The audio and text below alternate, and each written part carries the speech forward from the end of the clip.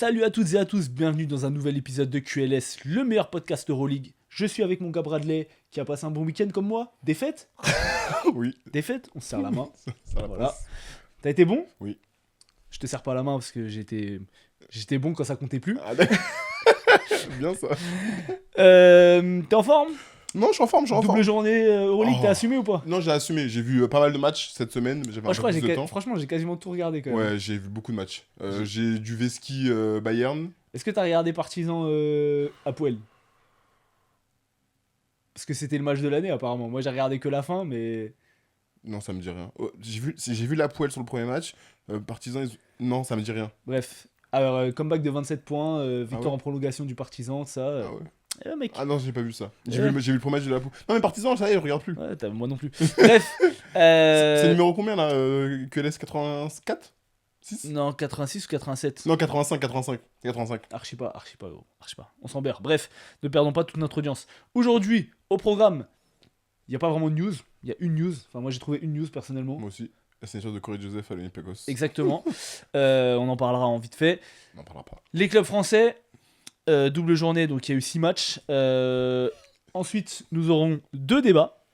Le premier, c'est quel joueur regarder en Euroleague pour progresser, donc pour les jeunes basketteurs ou même les moins jeunes comme moi qui veulent progresser par poste, qu'est-ce qu'il faut regarder pour progresser. Et ensuite, on va créer notre joueur parfait avec les différentes qualités, etc. Qui a le plus de qualité enfin, quel joueur parfait on peut créer un peu comme un cyborg dans Dragon Ball, quoi. Je sais pas si on a la même sensibilité, ça va être drôle ça. Bah ouais, ça va être marrant. Et la question de la semaine, comme d'habitude, qui nous permettra d'envoyer plein de bisous à quelqu'un qu'on apprécie beaucoup. On est parti ? Let's go. C'est parti pour les news.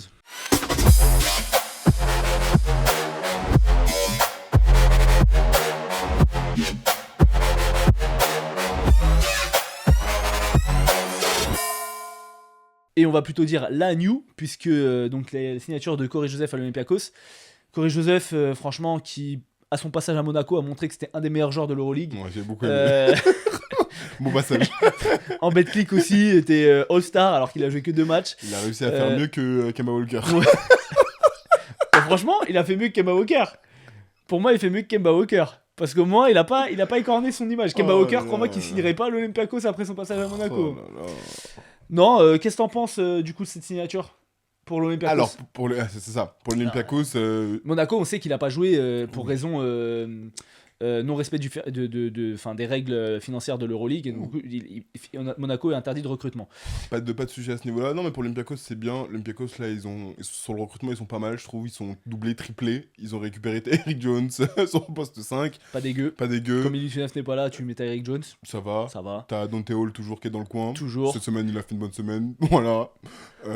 Donc franchement, non, c'est bien. Corey Joseph, c'est pas mal. T'es entouré avec Evan Fournier, avec Tyler Dorsey, avec Frank Ntilikina. Ils ont Je laissé sais pas partir. s'ils ont joué ensemble à Orlando, Corey Joseph et... Ah, c'est une bonne question. Je sais pas. C'est une très bonne question. Faudrait vérifier. T'as laissé partir Saben Lee du côté de l'Efes parce que Je n'en savais pas. Parce que oui, Barzokas ne s'en servait pas. Donc non, bonne recrue. On sait que l'Olympiakos a des ambitions d'aller très loin, voire le plus loin possible. Donc récupérer une bague de champion. Donc non, c'est bien pour eux, c'est bien pour lui. À voir maintenant quand il sera dans le rythme et voir ce qu'il va pouvoir apporter de façon très concrète. Donc, Moi, en termes de profil, j'aime bien, tu vois. Ouais. Parce que pour le coup, quand ils avaient signé Montemoris, je trouvais que c'était pas vraiment un vrai meneur gestionnaire, c'était plus un mec qui était capable de shooter, etc. Là, c'est un vrai meneur gestionnaire, fort défenseur. Donc je trouve que c'est très très intéressant. C'est un Thomas Walkup qui est capable d'attaquer, quoi. Même si Thomas Walkup en ce moment, rien à dire. Non, Orlando, c'était à la fin. c'est beaucoup plus tard. C'est à la fin, donc il a pas joué il a avec More Champagne, Evan Fournier, puisque c'est son surnom apparemment.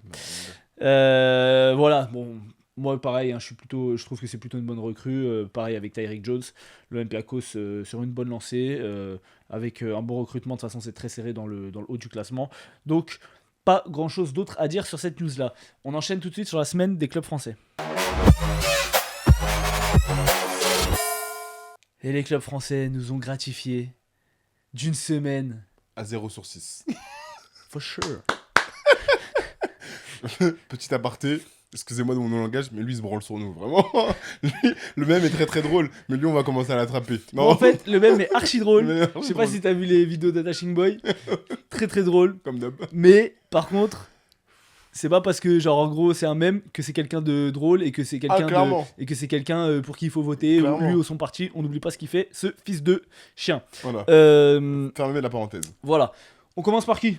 Monaco, on parlait de Monaco. Allons sur justement. Monaco. On parlait de Monaco. Monaco, donc depuis le départ de Corey Joseph qui va mal, ça fait vraiment du mal de perdre un joueur de ce calibre-là. Monaco qui jouait donc l'Étoile Rouge et le Real. Bon, semaine compliquée, mais t'es Monaco, t'es top 4 Euroleague, t'as le droit de proposer quelque chose. Et on dirait ils ont pas Et proposé t'as rien grand-chose, hein. proposé. En fait, sur les deux matchs ne sont pas vraiment les mêmes parce que je trouve que face au Real, ils sont clairement dominés. Ils sont clairement Ah oui, dominés. Ils sont... le Real ils sont venus en mode. Mais de toute façon, gros double journée, Monaco, on sait. Moi, Ils je- jouent un match sur ouais, deux, frère. ouais, mais là, ils ont joué. Non, l'Étoile Rouge, Les- ils ont, le match était serré. Il était serré, il y a prolongation, d'accord. Il y a prolongation oui, et tout. Je suis d'accord avec toi. Mais la finalité, quand t'as les ambitions que Monaco a, tu peux pas sortir des semaines pareilles. C'est pas possible. C'est-à-dire qu'à l'Étoile Rouge, t'es plutôt dans le match. Alpha Diallo fait un bon match, même un très bon match. Je l'ai trouvé solide des deux côtés du terrain. Mais tu vas perdre en prolongation. Ils perdent 100 à 96, si je dis pas de bêtises. Donc, à un moment. C'est pas possible. Pourtant, t'as un petit Jared Butler sur la rencontre Ouais. qui est pas forcément en forme, mais tu te fais détruire. Par Bolomboy. Hein Ah, Non, on me dit que le backup de Donatas Moteunas, c'est pas Bolomboy. non, on m'a dit que c'est Izundu. Izundu. Ils ont deux. Izundu. Tu te fais détruire par Izundu. Mon gars, il est Offense- bon, hein. Ah, mais Il a été blessé un moment, mais depuis à chaque fois qu'il joue, il est vraiment fort. il est vraiment fort. Il les a détruits. C'est-à-dire que On va donner les stats. il a, en points, il doit faire 18 Mais je vais te dire les stats. et prend 7 7 rebonds offensifs. Izundu, 22 points, 22. 9 sur 11 à 2 points, 4 sur 4 au lancer, 12 rebonds, dont 7 offensifs, C'est une dinguerie. 36 d'évaluation. Bonne nuit, au revoir. Il les a Bonne nuit, au détruits. revoir. Et Il franchement, les- quand t'as la raquette de Monaco. Alors, Izundu est en 21 minutes, hein, je tiens à c'est préciser. ça. Franchement, c'est un très très bon joueur. Moi, à chaque fois que je l'ai vu jouer, j'ai kiffé et tout. Athlétique, gaucher, avec des bonnes mains, capable de mettre des hooks, mobile et tout. Mais pareil, enfin, tu vois, si l'Étoile Rouge il récupère Bolomboy, ils sont triplés aussi hein, sur le poste 5. Parce que Moteunas c'est costaud, Izundu c'est très costaud, et Bolomboy à voir dans quel état il revient, mais ça te laisse du temps pour le faire revenir, sachant que c'est mieux Gélier, dépanne plus que dépanne Plus sur que le poste dépanne. 5. Donc, non, franchement, et puis on parlera peut-être plus de l'Étoile Rouge en détail plus tard, mais côté Monaco, je suis d'accord. C'est un match qui a été serré. Il y a eu un beau duel entre Jared Blossom Game et Shima Moneke. Quel match. Euh, Genre, ce game. Ouais, très, très bon match de Jared Blossom Game. Mike James aussi qui fait plutôt un bon match. Et Alpha Diallo avec une adresse, tu l'as dit. Il fait 19 points, 409 à 3 points. Alors c'est surtout dans le début de match où il met dedans. 23 déval.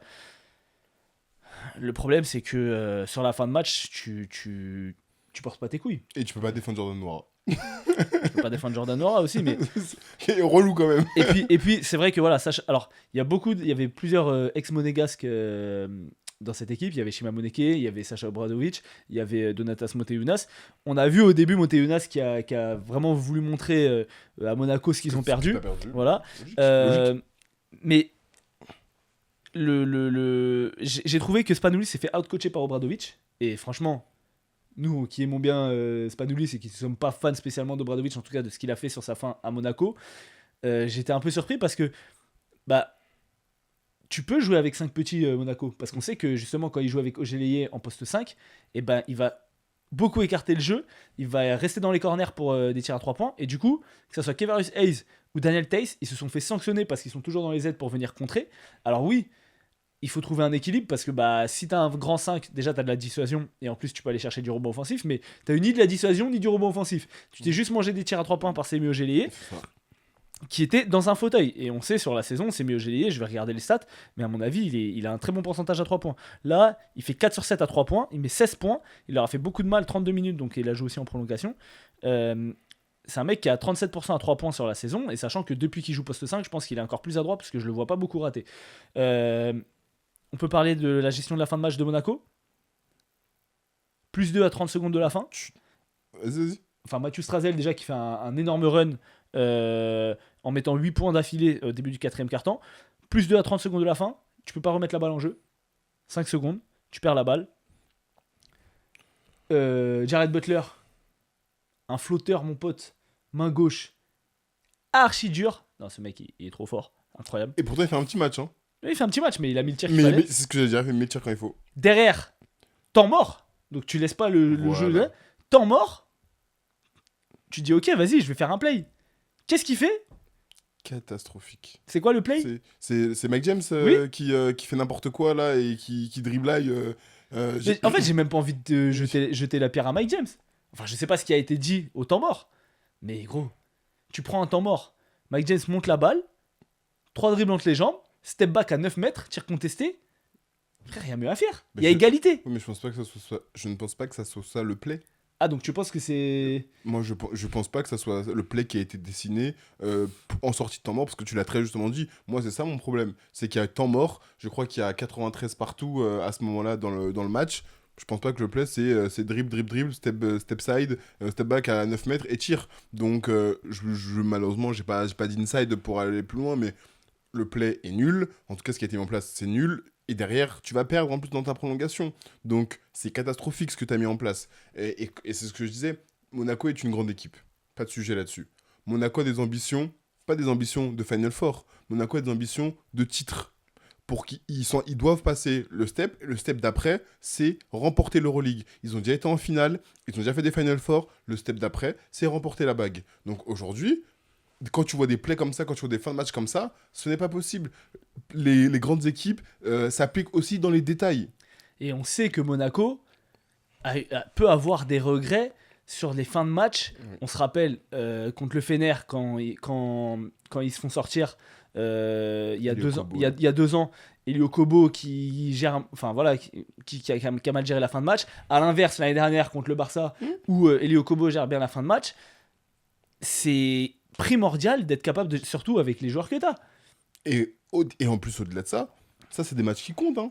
Parce que là, Monaco, ils sont 3e, je crois, de Ah mémoire. non, maintenant ils sont redescendus. Hein. Ils sont redescendus. Ils sont 6e. Voilà, oui, c'est vrai, Ils ont perdu 2 matchs. De défaites, À pardon. 2 défaites, tu redescends. Hein. C'est complètement. Ils sont 6e. Bah là, aujourd'hui, tu te manges le Real. Ah bah, pour toi, c'est pas pareil. Hein. Ah, c'est pas pareil. Hein. Si tu dois aller en playoff, c'est pas pareil. Prendre le Real, ou je te dis une bêtise, prendre une autre équipe, toutes les équipes devant sont fortes. Tu me hein. diras, le Real ils sont 3e, ils se mangent Monaco. Hein. C'est pas cadeau. Mais c'est pas cadeau. Mais aujourd'hui, dans la forme du Real, Franchement, aujourd'hui, pour moi, je dis pas que le Real passe. Hein. tous les trucs de playoff, après, il y a la question de l'avantage du terrain, mais toutes les séries de playoff, elles vont être compliquées. Mais bien Quand sûr. tu vois que dans le play-in, t'as l'Étoile Rouge et le Pana, alors t'as Valence et Kaunas, mais c'est pas les favoris pour sortir Non, du mais play-in. oui, mais ce que je veux dire, c'est que Monaco était 2e. C'est-à-dire que quand t'es C'était 2e. pas 2e, c'était 3e. C'est le Fener 2e et Apoel 1er. Non, mais ex aequo, ils étaient. Oui. Ils étaient 2e ex aequo. Deuxième ex aequo. Ça veut dire que tu joues le 7e, qui en l'occurrence là, c'est Oui, mais Valence. 2e ex aequo avec au goal average, Au c'était goal 3e. average. Mais tu vois, ce que je veux dire, c'est que les matchs vont compter. Et donc, jouer le Real, ou jouer Valence, ou jouer Bien Kaunas, sûr, par bien exemple, sûr. c'est pas pareil, tu vois. Donc, ça, c'est des matchs que tu dois prendre. Surtout quand t'as les possibilités de les prendre. Mais comment dire, moi je pars quand même du principe où je me dis, je sais pas si c'est ce qu'ils se disent, mais quand tu veux gagner le titre, de toute façon, il va falloir que tu tapes l'Olympiakos, il va falloir que tu tapes le Real, il va Bien falloir que sûr, tu tapes non, mais bien sûr. le Pana. Il va falloir, tu vas devoir te taper une grosse équipe. Le seul avantage pour moi, c'est quand tu finis premier et que tu joues le 8ème. On l'a vu, souvent c'est les séries où justement il y a 3-1, 3-0. On a vu l'année dernière, non même pas l'année dernière, le Fener. Non. Le Fener, Il joue Paris, non oui, il joue Paris qui est 7ème. Mais il y a 2 ans, le Real joue Baskonia, il est désos complètement. Et l'année dernière, c'était quoi les premiers? C'était qui? C'était l'Olympiakos? C'est pas le Pana? Je sais plus. Le Pana, il joue les fesses. Je Et les sais fesses, plus. si, les fesses sortent du pays. Non, les fesses, ils ont fini top 6, les fesses. Je sais plus. Non, les premiers, c'était l'Olympiakos, je crois. Ah ouais? Les premiers. Je Et sais l'Olympiakos, plus. il joue Barcelone. Mais tu sais que Non, tu Barcelone. sais que tu peux regarder, hein, tu regardes comme C'est ça, vrai. là on se prend la tête. Olympiakos. Olympiakos. Ouais. Et du coup, il jouait. Paris. Ah oui, c'est le Real qui a fini 7ème. Ah non, mais au play-in, c'est truc. Ils ont joué le Real, Olympiakos Real. Et ils les ont désossés. Enfin, ils les ont désossés. Désolé, t'as mis un grand mot. Mais, Ils ont gagné 3-1, je crois. Le Real était nul. mais tu vois, Bref. au bout d'un moment, oui, tu dois jouer les grosses équipes. Je suis d'accord avec toi. Oui, tu dois passer par là. Je suis d'accord avec toi. Mais il y a des matchs que tu dois gagner, surtout quand tu as le statut de Monaco. Et sur des doubles journées, tu peux pas faire 0-2. C'est pas possible, tu vois. Là, tu joues contre le Real. Alors, tu peux dire un petit mot du match du Real? Bah, contre le Real, pour moi, le Real a dominé de la tête et des épaules. Monaco n'a pas existé. Monaco n'a pas existé. Ils ont eu des difficultés à arrêter l'adversaire. Le trio de Gala, je l'appelle comme ça, côté Real, entre Walter Tavares, Trelais et Facu Campazzo, euh, ils les ont détruits. Il y a un bout que tu oublies quand même, hein. En tout cas, moi, je trouve. Il y a un Ah, mec qui est en train de monter en puissance du côté du Real et qui est en train et qui change pour moi le statut de cette équipe. c'est-à-dire, Ousmane Garouba. il fait un bon match. Moi, je trouve qu'il fait un bon match, mais je suis, je l'ai trouvé comme, il a fait quand même quelques fautes. Et tu vois, sur ce match-là, c'est pas lui qui me saute aux yeux en premier, tu vois. Ah bah pour moi, il me saute aux yeux. En 15 minutes, il met 11 points à Ouais. 5 sur 6 au tir, 3 rebonds, 3 passes, 13 dévals. Et défensivement, en C'est- fait, c'est le Real. Parce que je pense pas qu'on va en reparler forcément plus tard, Mhm. mais le Real, défensivement, je les trouve hyper impressionnants. Et sur le mois de janvier, c'est la deuxième équipe au defensive rating. Quand ils rentrent. C'est une défense collective. Oui, mais je veux dire justement, parce que Garouba sort, en général, soit t'as Tavares, Hmm. soit t'as Garouba. Hmm. C'est deux profils différents, mais Ouais. déjà sur le poste 5, c'est relou parce que Ah oui, Garouba c'est comme un complètement. bon contreur, Mais sauf qu'il est beaucoup plus mobile que Tavares. T'as Baldé qui est devenu Non, mais prime Tony Allen, là, tu me parles. Voilà. Là, quand tu me parles d'Abalde, de Facu Campazzo, là, je te dis, je suis OK avec toi. Campazzo relou. Ouais. Derrière t'as Andrés Félix qui rentre Ouais. relou. Théo Malédon devient aussi un défenseur plus que correct. Ah, bah, le Real, c'est solide. Défensivement c'est chiant. Ah, mais ce Real-là, il est pas bon à prendre. Défensivement, c'est Ah, bah, chiant. bah oui. Et franchement, moi je trouve que sur les deux matchs du Real que j'ai regardé, Ousmane Garouba, il fait un boulot défensif exceptionnel. Et la semaine dernière, sur le Classico face au Barça, il met 16 points aussi, il fait 19 dévals, avec un rôle prépondérant. Il est vraiment en train de monter en puissance. C'est un mec qui a 4 points de moyenne sur la saison, 5 dévals. Et là, il fait sur les derniers matchs, il est aux alentours des 10-12 dévals sur les 5 derniers matchs. Donc, c'est un joueur qui donne une, comment dire, Nouvelle dimension. une nouvelle dimension au Real parce que tu peux jouer small ball, Mhm. parce qu'il est capable de mettre des tirs à 3 points. On voit là, il fait 3 sur 4 contre l'Asvel à 3 points. Non, c'est lancé, pardon. Il fait 2 sur 2 contre le Barça. Et après, il en prend pas beaucoup, mais il est capable d'écarter le jeu. Et défensivement, il est hyper mobile. Il peut défendre sur des 1, sur des 5. Et quand lui il sort, derrière, t'as Walter Tavares. Relou, franchement relou. Ah, mais de toute façon, le Real, collectivement, ils ont donné une leçon à Monaco sur ce match-là. Ils ont été plus forts, plus consistants, plus réguliers, plus d'adresse. Facu, il s'est promené dans la création du jeu Facu aussi, pour les autres. Il a décidé de, Il a décidé de redevenir jouer au un joueur de basket. 17 points, 10 passes, Donc, 28 d'évaluation, avec des excellents pourcentages. Trela, il se leur fait une chanson sur la deuxième mi-temps, 20 notamment. points, 7 rebonds, 27 dévals. Non, mais Ce Real, très fort. ce Real est vraiment fort. Bon, mais Monaco fait n'importe quoi. Ils ont eu un moment où ils se sont un peu réveillés. Il y a eu un changement d'attitude où on voit que Oui. dans le début 4ème Sur la quart-temps, deuxième mi-temps, où Elio ouais. Kobo se met un peu à défendre, où ils ont un peu de jeu rapide. Mais franchement, c'est. En fait, ils sont revenus dans le match et au moment où c'est le point de bascule, où tu sens que tu es en train de te rapprocher, ils relâchent des trucs. Il y a une situation, et c'est rare venant de la part de Mathieu Strazel, où il y a Elio Kobo qui est en 1 contre 1 ou Mike James qui est en 1 contre 1. Mathieu Strazel vient trapper parce qu'il reste 2-3 secondes, mais il reste quand même du temps. Au final, on kick la balle à son joueur, je sais plus qui c'est, si c'est Abaldé ou quoi, tire à 3 points tout seul, et ils mettent dedans, tu vois. Et c'est des sanctions comme ça, il y a des oublis défensifs, des trucs où. Tu sais, les défenses d'escrocs, quoi. Tu vas chercher la balle, tu laisses passer le mec, etc. Donc bon. Ah, ça, c'est Léo Kobo qui l'a beaucoup fait, ça. Voilà. Donc 0-2 pour Monaco, qui, comme tu dis, dégringole au classement. Faut faire attention parce que t'es à 15-9, Valence, ils sont à 15-9, ils sont dans le play-in. Hein. Ah, bah oui. Ah, mais. Donc ça va aller très vite. Cela dit, moi je sais pas ce que t'en penses, moi je m'en fais pas tant que ça pour Monaco quand même. C'est important qu'on dise qu'ils ont chié dans la colle sur cette semaine. Pour autant, je sais que pour moi ils vont finir top 4. Mais ça, là, on fait des débriefs Oui, toutes les oui. semaines. Donc, on prend par rapport à la semaine. Cette semaine, ils ont Non fait mais je n'importe quoi. pondère. Mais C'est pour, on n'est pas non plus alarmiste. On n'est Voilà, pas en train on de n'est dire pas alarmiste. Ah, C'est Monaco, ils vont pas faire les Fasse playoffs. attention, etc. Ouais, oui. Voilà. C'est ça, On est faut d'accord. faire attention. Faut faire attention, on est d'accord. On enchaîne sur Asvel. Oui. Alors là. Bah, pourquoi tu rigoles? Franchement, Asvel, gros. Ils font Eh, non, mais ils font un très Si j'étais pas parisien. Et franchement, même en tant que fan du Paris Basketball, je te jure que je prends plus de plaisir à regarder l'Asvel que le Paris Basket. Alors, pas de débat, ça, pas de sujet, on y reviendra juste après. Mais en fait, non, pourquoi je rigole, c'est parce que je trouve qu'ils font un très très bon match contre Barcelone. Ouais. Ils sont vraiment dans la rencontre, il y a vraiment des belles choses. Mais après, ils prennent une leçon par Toko Shengelia et comment il s'appelle, et Kevin Punter, qui sont beaucoup trop létales. Mais Glenn Watson a une belle sortie et vraiment, il a été le meilleur. J'ai beaucoup aimé leur nouvelle recrue, Brian Angola, qui pour sa première en Euroleague, franchement... T'as la première action déjà. Sexy, hein. Je... Prends le pic, passe à une main, allez, hoop. Donc franchement, welcome monsieur, c'est un mec qui a fait de l'Eurocup, qui a fait de la BCL avec Gran Canaria et Partizan, mais je m'attendais pas à ce qu'il ait ce niveau. Je découvre aussi un petit peu en même temps ce joueur-là. Donc non, franchement... D'ailleurs, c'est la meilleure éval du match. Hein. donc, 27 d'éval pour son premier match. Hein. il fait 16 points de mémoire. Donc non, franchement... Il fait... Tac, il est où notre cher Brian Angola? Ouais, 16 points, 9 sur 10 au lancer, 5 passes, 27 d'éval, 9 fautes provoquées. Franchement, c'est une belle recrue. C'est une Poste belle 1-2, enfin combo. Ouais, c'est une belle recrue. En fait, il va apporter du playmaking que tu as perdu avec Nando, De Colo. Donc non, franchement, ce match-là, j'ai pris beaucoup de plaisir. Après, bah oui, l'expérience barcelonaise a fait que ils ont été chercher ce match. Mais comme ouais, l'expérience barcelonaise, je suis d'accord avec toi, parce que c'est Toko Shengelia qui rentre dans la deuxième mi-temps en disant bon, hein, ça suffit les bêtises. Ouais. Armel Traoré qui est en train de sortir doucement de la rotation, et là, il joue pas de la première mi-temps. Il le met début troisième quart-temps, il se fait désosser par Toko Shengelia. Et il l'a pourri en plus, hein, après, sur le banc, il l'a pourri un moment. Bah après, il joue plus, du coup.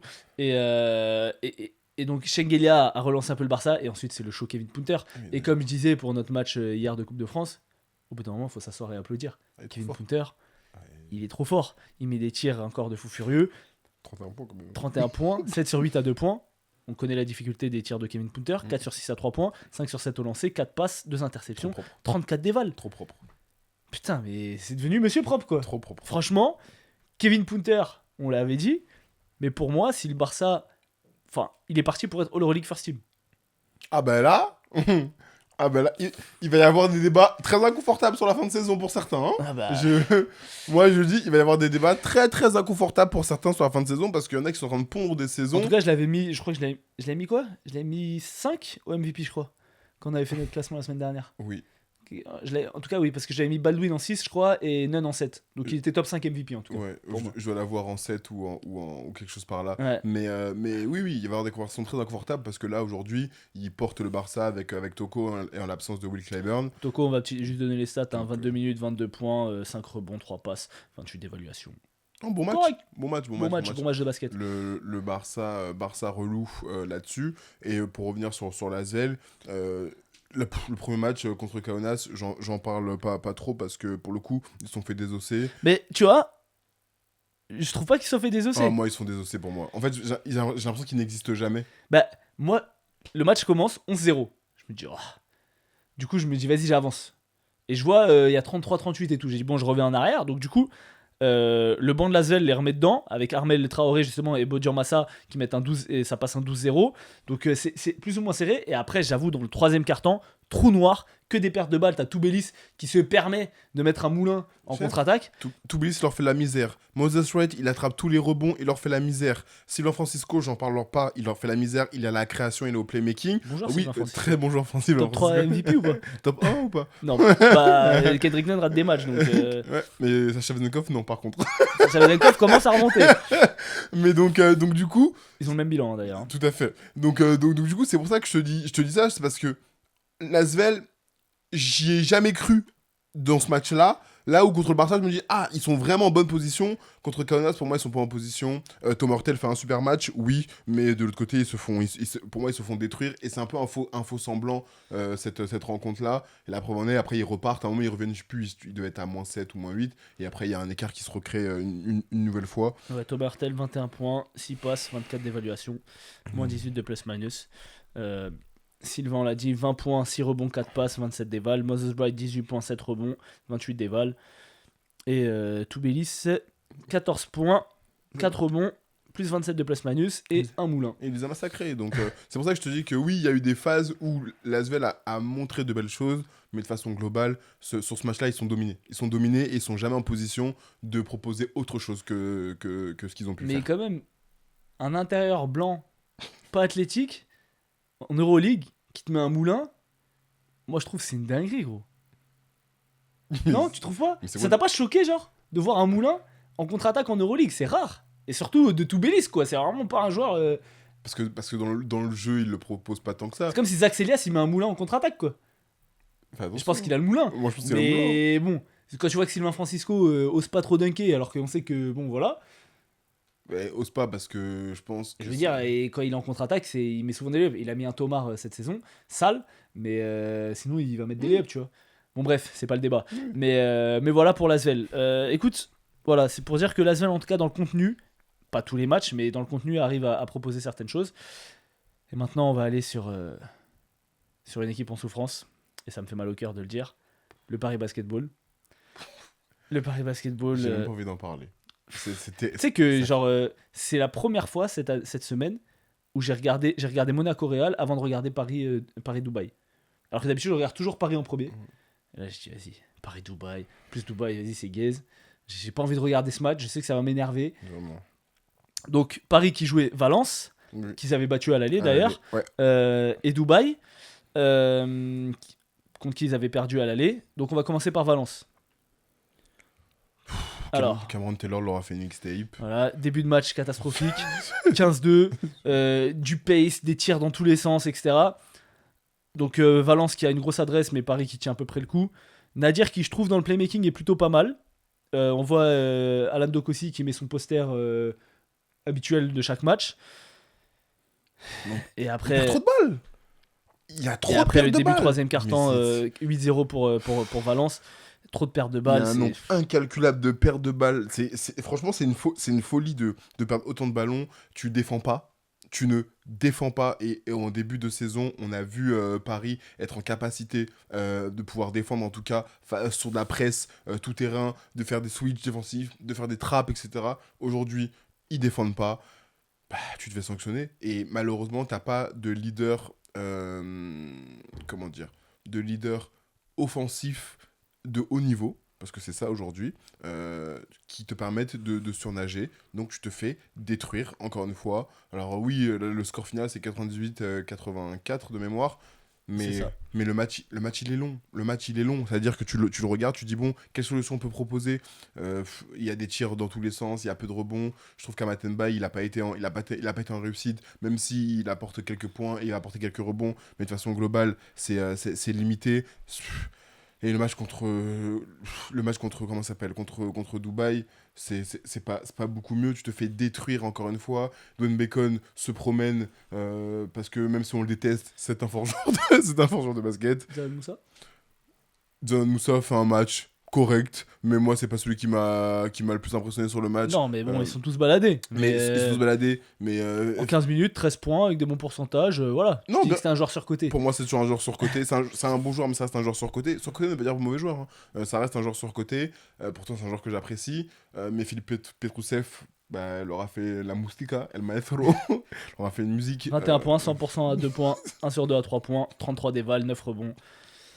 leur a Et puis fait quand une à musique. côté t'as Kamengele qui fait 17 et 6. Il est trop puissant, il est trop fort, il est trop rapide. Ils n'ont pas de réponse face à ça. Sur ce match-là, Paris, ils ont été dramatiques. Du tir. Je crois que c'est Nadir Efi qui a le pire plus-minus de l'équipe. Il doit être à moins 24. Amatemba, il doit être à moins 23 ou moins 25. Moins 24 pour Nadir, moins 23 pour Lamar Stevens, moins 25 pour Amatembaï. C'était dramatique. 2 dévals pour Nadir Ifi, 1 C'est- sur 8 à 2 points, 2 sur 5 à 3 points. Et tu continues de vouloir tirer. Tu subis le rythme, tu n'imposes rien.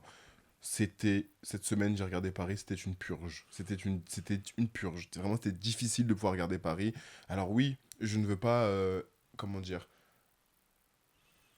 je suis pas alarmiste parce Moi que je suis alarmiste, moi. non, parce qu'ils sont à leur place. Ils sont à leur place aujourd'hui. L'effectif te permet pas de pouvoir viser beaucoup plus haut. Non, mais dans le contenu, tu peux proposer Mais autre chose. voilà, et c'est là où je veux en venir. Par contre, dans le contenu, je suis tout à fait d'accord avec toi. Tu as le droit de proposer autre chose. Tu as le droit d'avoir de l'alternance. Aujourd'hui, il n'y a pas d'alternance. C'est pique, tir à 3 points, et si pas de tir à 3 points, ben, on va forcer des tirs, Nadir, débrouille-toi. Justin Robinson essaie de faire des choses et te mettre dans le reste, ça tombe dedans, ben on va continuer comme ça. On trouve pas de solution à l'intérieur, on cherche pas d'avoir des renversements de ballon, défensivement on propose rien, on laisse les joueurs nous agresser, à monter sur nous, on perd des balles. Enfin, au bout d'un moment... Non, mais surtout que, même, tu vois, surtout contre Dubaï, ils ont un passage où ils défendent très fort, ils ont des stops.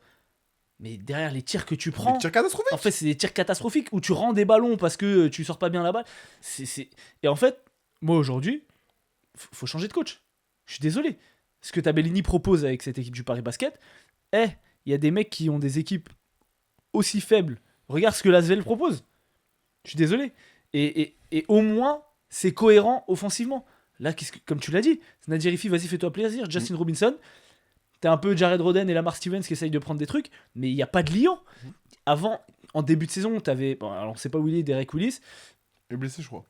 Oui, mais bon, voilà. Ils ont libéré Ismaël Bako et Enzo Charvin qui commence à rentrer dans la rotation et qui fait plutôt des bonnes choses, je trouve.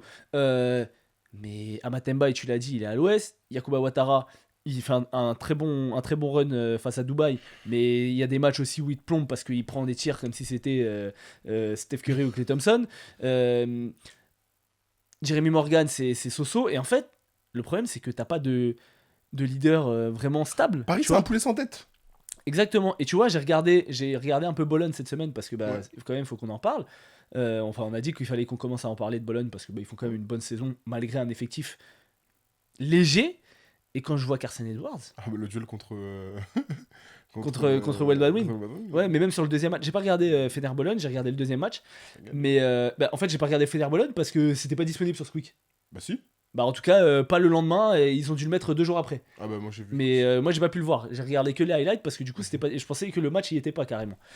Du coup, quand je regarde Carson Edwards jouer, et on a souvent dit que Nadir Rifi, je pense qu'il faut qu'il prenne cette voie un petit peu. C'est un joueur qui est sûr de ses forces, mais surtout c'est un joueur qui va prendre des tirs où il va pas vraiment être gêné par le défenseur. Tu vois ce que je veux dire? Soit il va se servir de son physique, soit il va prendre un écran, et je le vois aussi être patient. Prendre des écrans, être bon à la passe, trouver Diouf, oui, Mo Diouf sur le l'intérieur. Ouais, sur le short roll, proposer la balle va lui revenir, etc. Je ne vois pas ça au Paris Basketball, que ce soit avec Nadir Rifi ou Justin Robinson. C'est je prends des tirs de fou, et que des tirs de fou. Aujourd'hui, on le voyait un peu en début de saison, je me souviens, je disais Nadir Rifi prend des bons tirs, des tirs qui sont créés et tout.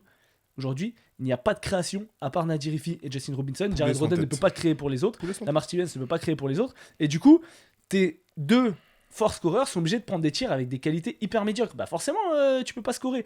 Là, Paris, ils mettent 79 points contre Dubaï, t'en prends 99. Et tu prends 98 contre Valence et t'en mets seulement 84. Sachant que Paris, sur le début de saison, voilà, c'était une équipe quand même qui offensivement scorait fort. Tu vois, 96, 101, 90, 105, 89, 109, 90. Là, ils passent même pas les 85 points. Donc tu ne peux pas espérer gagner. Si tu as un jeu d'attaque et qu'il faut se jouer dans les 90 points, 80, 95 points, ok. On va dire que défensivement, tu vas jouer dans ces eaux-là. Mais là, tu n'arrives pas à passer les 85, tu peux pas exister dans un match. Et offensivement, c'est trop pauvre. Aujourd'hui, le problème de Paris, et tu l'as très justement dit, c'est qu'il n'y a pas de création en dehors de Justin Robinson et Nadir Rifi. Mais même avec ces deux-là, la création que tu as, elle est limitée en fait. Parce que les équipes adverses savent très bien comment Paris va jouer. Et tu n'as pas d'installateur de jeu qui te permet de créer des décalages, qui te permet de mettre des choses en place. C'est ça la difficulté aujourd'hui. Aujourd'hui, Nadir Rifi, dans la voie qu'il doit prendre, il est plutôt sur un poste 2 et avec la possibilité de prendre des tirs. Mais il faut qu'à côté de lui, il ait un mec qui puisse installer le jeu. Justin Robinson ne le fait pas parce qu'il a un style de jeu pas similaire, mais il a un style de jeu qui est plutôt tourné vers l'attaque offensif et prendre des tirs. Donc aujourd'hui, ça te met en difficulté. Et tu as très justement visé, le coaching et les plays qui sont proposés ne sont pas adéquats et à hauteur de l'effectif de Paris dans le contenu. Aujourd'hui, depuis le mois de décembre, sur les 2 derniers mois, Paris a le pire defensive rating d'Euroleague. À 127 points pour 100 possessions. 2 victoires, 8 défaites sur cette période. Et ils sont seulement 13e offensive rating. Donc comme j'ai dit, tu défends pas et tu peux pas attaquer, tu ne peux pas exister. Et Et à part les fesses, d'ailleurs, sur cette période, qui fait 1-10, c'est le pire bilan de l'Euroleague. Alors les fesses, on va pas en reparler, on Non, parlera ça de Pablo Lasso va. Ouais, et t'inquiète. des joueurs plus tard. Et des dirigeants, parce que bon, tu prends Kokoskov et derrière tu prends Pablo Lasso. On en reparlera plus tard. Mais du coup, pour Paris, bah, ça va être une saison purge pour l'Euroleague. Franchement, alors faut se concentrer sur la betclic, mais là, ça tape aussi sur le mental, je pense. Tu te Oui. fais désosser tous les week-ends, t'es même les pas dans semaines. les matchs, ouais, toutes les semaines. Donc voilà, donc dites-nous en commentaire ce que vous pensez que Paris peut espérer de cette saison. Enfin, ils peuvent rien espérer, de toute façon ils sont largués, en tout cas en Euroleague. Mais en tout cas, avoir le ressenti des gens. Et surtout, est-ce que pour vous, est-ce qu'il faut virer Tabellini? Ouais, est-ce que vous Selon toi, est-ce qu'il faut virer Tabellini? C'est toujours la même question. Tu le vires, ok. Tu prends qui? Tu mets qui? C'est toujours ça le sujet. C'est que on peut virer des coachs. Ok, d'accord. Et Luka Banki, il est libre, non? Je sais même pas ce qu'il fait, Luka Banki. Est-ce qu'ils ont l'argent pour Luka Banki? C'est ça? C'est pas non plus un coach. Oui, mais. Tu prends pas Itouzis ou Bradovic ou tu vois. Non, je suis d'accord, mais c'est quand même. C'est un nom quand même. Ou installe renom. l'assistant qui est là depuis Isalo, là, Julius, je sais pas quoi, là. Et au moins, voilà, tu mets un jeune coach, truc, parce que là, c'est dramatique. En tout cas, il faut un électrochoc.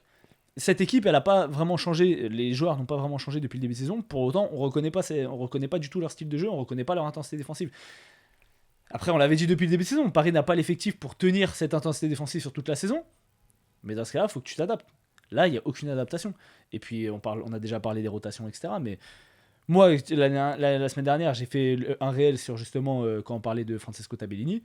La plupart des gens avec qui j'ai discuté, ils m'ont dit qu'il faut virer le coach. Ok. Donc, écoute, moi je suis plutôt dans cette optique-là. Ok. Il n'a pas prouvé quoi que ce soit. C'est pas pour l'instant un coach qui est référencé en Euroleague. Tu pourras pas faire pire de toute façon, je pense. C'est pas faux. Voilà pour les clubs français. On passe sur notre premier débat. Quel joueur regarder pour progresser? Quand j'ai commencé à regarder l'Euroleague, j'ai commencé par regarder l'Asvel. J'ai commencé par regarder Nando De Colo. Alors, quand je dis regarder, c'est-à-dire que vraiment je me suis intéressé, etc. Qu'on a commencé à avoir l'idée de faire un podcast sur l'Euroleague, etc. À faire les analyses justement sur les Spanish Pick and Roll de Nando De Colo. Et ben je me suis dit, putain, mais en fait, regarder l'Euroleague en tant que joueur FIBA, enfin qui jouent dans un système non NBA, etc., c'est 1000 fois plus intéressant que de regarder de la NBA parce que il y a no règles, c'est-à-dire qu'il n'y a pas les 3 secondes défensives, donc tu as de l'aide défensive, contrairement à NBA où tu attends juste que le mec sorte de la raquette, tu as un layup tout seul. Il y a beaucoup moins de spacing. C'est 4x10, enfin voilà, c'est vraiment notre jeu. Sport différent. Sport différent, c'est ça. Et du coup, aujourd'hui, on s'est posé la question, par poste, en fonction de votre poste, quel joueur on va vous conseiller de regarder pour progresser dans votre jeu en tant que joueur FIBA, sauf si vous jouez en NCAA ou en NBA. Mais bon, je pense pas qu'on a beaucoup de spectateurs qui soient dans cette catégorie. LeBron, be grateful, please. Branding. LeBron sera All-Star ou pas? Oui. J'ai trouvé très dur le débat, petit débat parallèle en vite fait, en mode dire oui, les Lakers, il faut pas qu'ils aient de All-Star, frère, toute la saison ils sont troisième de l'Ouest. LeBron il est à 23-7-7. Gros, bien sûr, il est All-Star tous les jours. Bref, mais Pas de sujet. les arguments, toujours, c'est ouais, mais moi, Michael Porter Jr., c'est le kiff, tu vois. Adieu et la bise. Non, mais gros, ça y est, frère. Il a dit, Et Thomas, d'ailleurs, il était. Il a dit, était non, passé. il a dit, Il a ouais, dit, non, c'est non, bon, ça y est. arrête, coupez-lui les micros, ça y est. Bref, du coup, je sais pas, est-ce que t'as trouvé des joueurs pour chaque catégorie? Ah, moi j'ai 5 joueurs, un Ok. joueur par poste. Ok. Je pense que. Poste 1, on est ok. Poste 1. Poste 1, ok, vas-y. on est ok. On le libère et comme ça, on passe à autre chose. Poste 1, Nando De Colo, Nando De Colo. bien sûr. évidemment. Mais bien entendu. Pour Toutes tous les ceux qui jouent meneur, pas des qualités athlétiques exceptionnelles. Meneur de grande taille, on va le dire quand même, c'est vrai, mais bon, pas immense non plus pour un joueur professionnel. Dans les lectures, voilà, dans la qualité de tir, la qualité de passe. Alors, c'est pas le plus fort défenseur, mais en tout cas, offensivement, c'est un génie du basket. Qu'est-ce que toi, si tu étais meneur, qu'est-ce que tu regarderais chez Nando De Colo? Sa faculté à attaquer les défenses et la façon dont il décortique les défenses, soit par le tir, soit par la passe. Parce qu'en fait, il le fait toujours de deux façons. Il a son petit coup de rein là, quand il va sur le côté droit, là, il attaque main droite. il prend le contact et il va mettre son petit lay-up, mais très souvent, il est en capacité d'absorber le contact et d'aller mettre son petit double pas, son petit flotteur, ou des fois s'arrêter pour prendre un petit mi-distance, et il le faisait beaucoup plus avant, maintenant il est un peu plus vieux, ou sinon de la façon où qui va venir défendre, et comment tuer l'aide défensive. Exactement. Et ça, il est trop fort là-dessus. Et, Il est et, trop et fort c'est, là-dessus. et c'est une qualité que je n'ai pas, Ah, il est trop fort mais là-dessus. que je pense que tous les meneurs devraient avoir. Et c'est un truc basique qu'on Vraiment. dit tout le temps, tu vois, mais c'est être capable de dribbler tête levée. Parce que, comme tu l'as dit, il tue l'aide défensive. Pourquoi? Parce que quand il prend un écran, mais en fait, il regarde même pas ce qui se passe entre son défenseur ou le défenseur du pic, parce qu'il sait qu'il va avoir son dribble derrière. Donc pocket dribble plus avoir la tête levée. Par contre, il regarde si derrière il y a le tagman qui descend pour aider. S'il vient aider, passe aveugle dans le corner. S'il vient pas aider, ou alors il feinte la passe dans le corner et il va trouver le grand. Et en fait, à partir du moment où tu sais jouer un pick and roll comme dans Dodo Colo, où tu ne subis pas la pression et où tu es capable de, de punir de la surpression en allant chercher des fautes, parce que c'est un C'est ça. excellent, un des meilleurs tireurs de lancer franc de l'histoire, enfin, si ce n'est le meilleur tireur de lancer franc de l'histoire de l'Euroleague, et il tire beaucoup de lancer franc, alors que c'est pas un joueur hyper athlétique et agressif au cercle. Et ben en fait, tu peux jouer à tous les niveaux. Tu peux jouer à tous les niveaux parce que tu seras jamais, peu importe l'intensité, tu vas toujours pouvoir tenir ton dribble, tu vas toujours pouvoir ce qui se passe, et après tu vas pouvoir créer des décalages. Donc Nando De Colo, numéro 1. Je sais pas si je te prends un peu de cours, mais est-ce qu'on peut mettre une mention de d'autres joueurs Bah, alors, là, sur le poste de meneur? ouais, mais là Moi, en fait, maintenant, parce que j'ai un autre mec qui me vient en tête. là maintenant ou de façon globale? Là maintenant. Ah, bah, tu vois, là j'ai un mec qui, je pensais, tu vois, on parlait de Thomas Walkup tout à l'heure.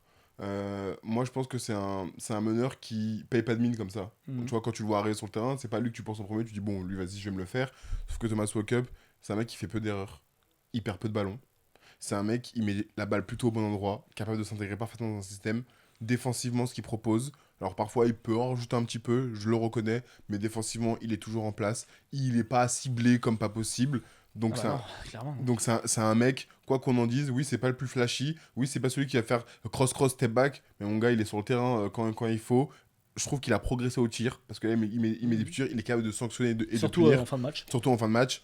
Donc tu vois, c'est un mec, je veux bien lui donner une mention, je dis pas que c'est le premier auquel je vais penser, mais je veux bien lui donner une belle mention. Ok, moi par rapport à ce que j'ai dit, j'avais quand même une mention pour Wade Baldwin, donc le coéquipier de Nando De Colo, qui pour moi aussi, même si c'est un joueur qui est relativement athlétique et qui a des mensurations hors normes pour un meneur de jeu, je trouve que ce qu'il fait, il pourrait le faire même s'il faisait 10 cm de moins et qu'il allait un peu moins vite. Parce qu'il joue tout à son rythme. Il est très patient sur les pick and roll, sur les lectures de pick. Il va chercher ses spots, tu vois, ça c'est pareil. C'est un joueur qui va pas prendre des tirs sous pression, etc. Ses tirs, il va chercher ses petits tirs à mi-distance avec les coups d'épaule. Et en fait, voilà, c'est encore une qualité qui est importante pour moi pour quand t'es meneur de jeu, c'est d'être capable de jouer à ton rythme et de pas se faire presser par la défense. Et Wade Baldwin m'est venu en tête aussi parce que c'est un joueur que je vois ne jamais être mis sous pression. Voilà. Poste 2. Un mec que j'aime beaucoup, hein, mais... Ouais, moi aussi, mais je pense qu'on a le même. Hein. Non, je suis pas sûr. Moi j'ai Alpha Diallo sur le poste 2. Et Alpha Diallo, c'est pas un poste 2. Je sais, non mais je suis obligé, parce qu'il y a des mecs que j'ai mis, je suis obligé, là il va être sur le poste 2. T'as qui toi sur le poste 2? Non, mais gros, tu travailles pas Non, correctement, je suis si, désolé. Si. Vas-y, t'as qui toi? Bah, j'ai Jared Butler. Ah bah tu vois, moi je l'ai pas. Pour moi je l'ai pas, et je vais te dire pourquoi j'ai mis Alpha Diallo, parce que là j'ai des mecs qui arrivent derrière, et pour moi c'est des usines de basket, donc t'es obligé de les mettre. Alpha Diallo, c'est pas un poste 2, je suis d'accord. Bah alors attends, je vais parler de Jared Butler et après on parlera des postes 3, parce que mon poste 3, moi c'est Alpha Diallo du coup. Ah d'accord. Donc, Jared Butler, pareil, c'est un joueur qui paye pas de mine. Enfin, pas qui paye pas de mine, c'est pas vrai, parce que bah, tu le vois, il est quiné, tu vois. Mais pour autant, tu te dis pas, ouais, il va hyper vite, alors que pourtant il va vite. Capable de shooter à 3 points.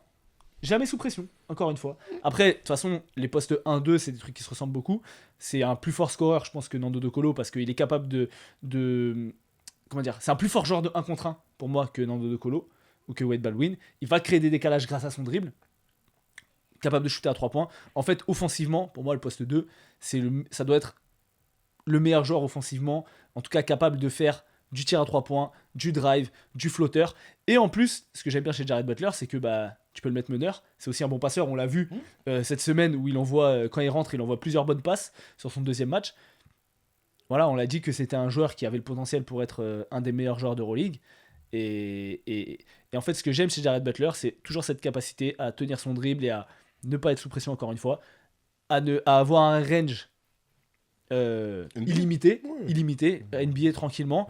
Et donc, quand t'es poste 2, pour moi, tu dois être capable de shooter. Pour moi, j'imagine pas que tu sois quand t'es poste 2 et que tu t'es pas de shoot. Pour moi, c'est pas possible. Non, on est d'accord. C'est pas un mauvais défenseur, c'est un mec qui est malin défensivement. C'est pas le top défenseur de Euroleague, ok, mais c'est un bon défenseur.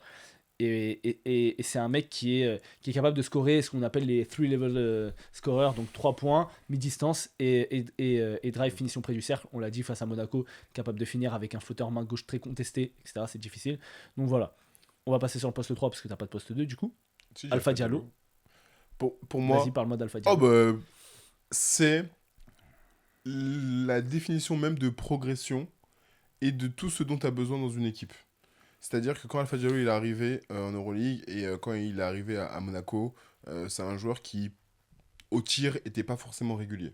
Maintenant, c'est un mec qui peut te sanctionner soir après soir au niveau du tir. Ce sera jamais Steph Curry, mais qui va te sanctionner de façon assez régulière au niveau du tir. C'est un mec qui, offensivement, a progressé sur du post-up, sur de la finition, bien entendu. Et comme au basket, on joue des deux côtés du terrain parce que c'est comme ça aide pour remporter des choses. Défensivement, ce que Alpha Diallo est capable de proposer, c'est du très très très haut niveau. Il peut défendre de 1 à 4 large. Il a une très bonne latéralité, assez solide sur les appuis, prend du rebond. C'est un joueur que j'adore, je m'en cache pas, je l'ai déjà répété encore et encore, mais c'est un joueur qui a vraiment progressé. Et quand toi, tu es un joueur de basket, tu vois Alpha Diallo, tu te dis comment je peux venir impacter mon équipe de la bonne façon. Parce que c'est aussi ça. Souvent, maintenant, on est dans il faut que je mette 15 ou 20 points pour dire que j'ai impacté mon équipe. Non, Alpha Diallo, il y a des soirs où il va mettre 8 points, mais t'as vu que lui. Parce qu'il a éteint le mec en face, parce qu'il a volé des ballons, parce que c'est un très grand intercepteur. Et donc, tu te dis, ah ouais, relou. Alors que Mike James, il en a mis 15 ou 16, et tu te dis, bon, bah ouais, mais j'ai trouvé qu'il a forcé. Et c'est aussi ça que les jeunes joueurs, et que, en tout cas, les joueurs de basket doivent regarder, c'est aussi comment moi je peux impacter le basket autrement qu'à travers les points. Et c'est la définition Je même d'Alpha suis Diallo. tout à fait d'accord avec ce que tu as dit, c'est ce que j'allais dire. C'est que là, la liste qu'on a faite, c'est pas les meilleurs scoreurs, les meilleurs Exactement. attaquants de Euroleague. Parce que Sylvain Francisco, il est archi fort au scoring, etc. Il est presque à plus de 17 points de moyenne. Nadir Rifi, Carson Edwards et tout, mais c'est des mecs qui sont hyper forts en 1 contre 1, très forts individuellement. Tout le monde ne peut pas faire ce qu'eux ils font. Donc en fait, je dis pas qu'il n'y a pas des trucs à tirer de leur jeu, parce que Sylvain c'est aussi un très bon passeur, etc. Bien sûr. Mais tout le monde ne peut pas faire ce qu'il fait. Bien sûr. Tu vois, moi je pourrais m'entraîner tant que je veux, je pourrais pas faire ce que fait Sylvain Francisco. Par contre, je pense que je pourrais faire, bah, ça me prendra 10 ans, mais je pourrais faire ce que fait Nando à mon niveau, tu vois, évidemment.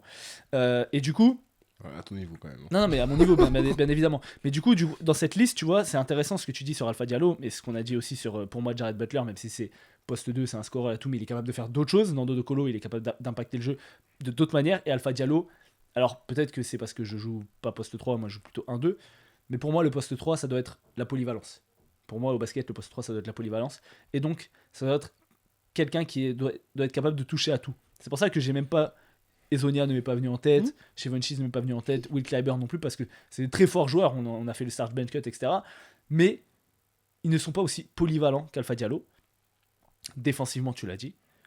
Il impacte le jeu quand il n'a pas la balle, dans les coupes, dans le rebond offensif, dans le rebond défensif, défensivement. En fait, il n'y a pas une. Comment dire, il n'y a pas une dimension du basket où Alpha Diallo n'excelle pas. C'est ça. Et Ok. pour moi, quand tu es poste 3, il faut que tu sois capable de faire tout ça. Il faut que tu sois capable de proposer du rebond. Il faut que tu sois capable de jouer sans ballon. Parce que c'est pas toi forcément qui va être le premier ball handler qui va jouer le plus de pick and roll. Il faut que tu sois capable de défendre sur plusieurs postes. Parce que des fois, tu vas avoir des meneurs qui sont très vifs ou de grande taille. Et donc, tu as besoin de mettre quelqu'un de plus grand. On l'a vu même à l'époque en NBA où ça mettait Tabose Fosho sur Tony Parker, etc.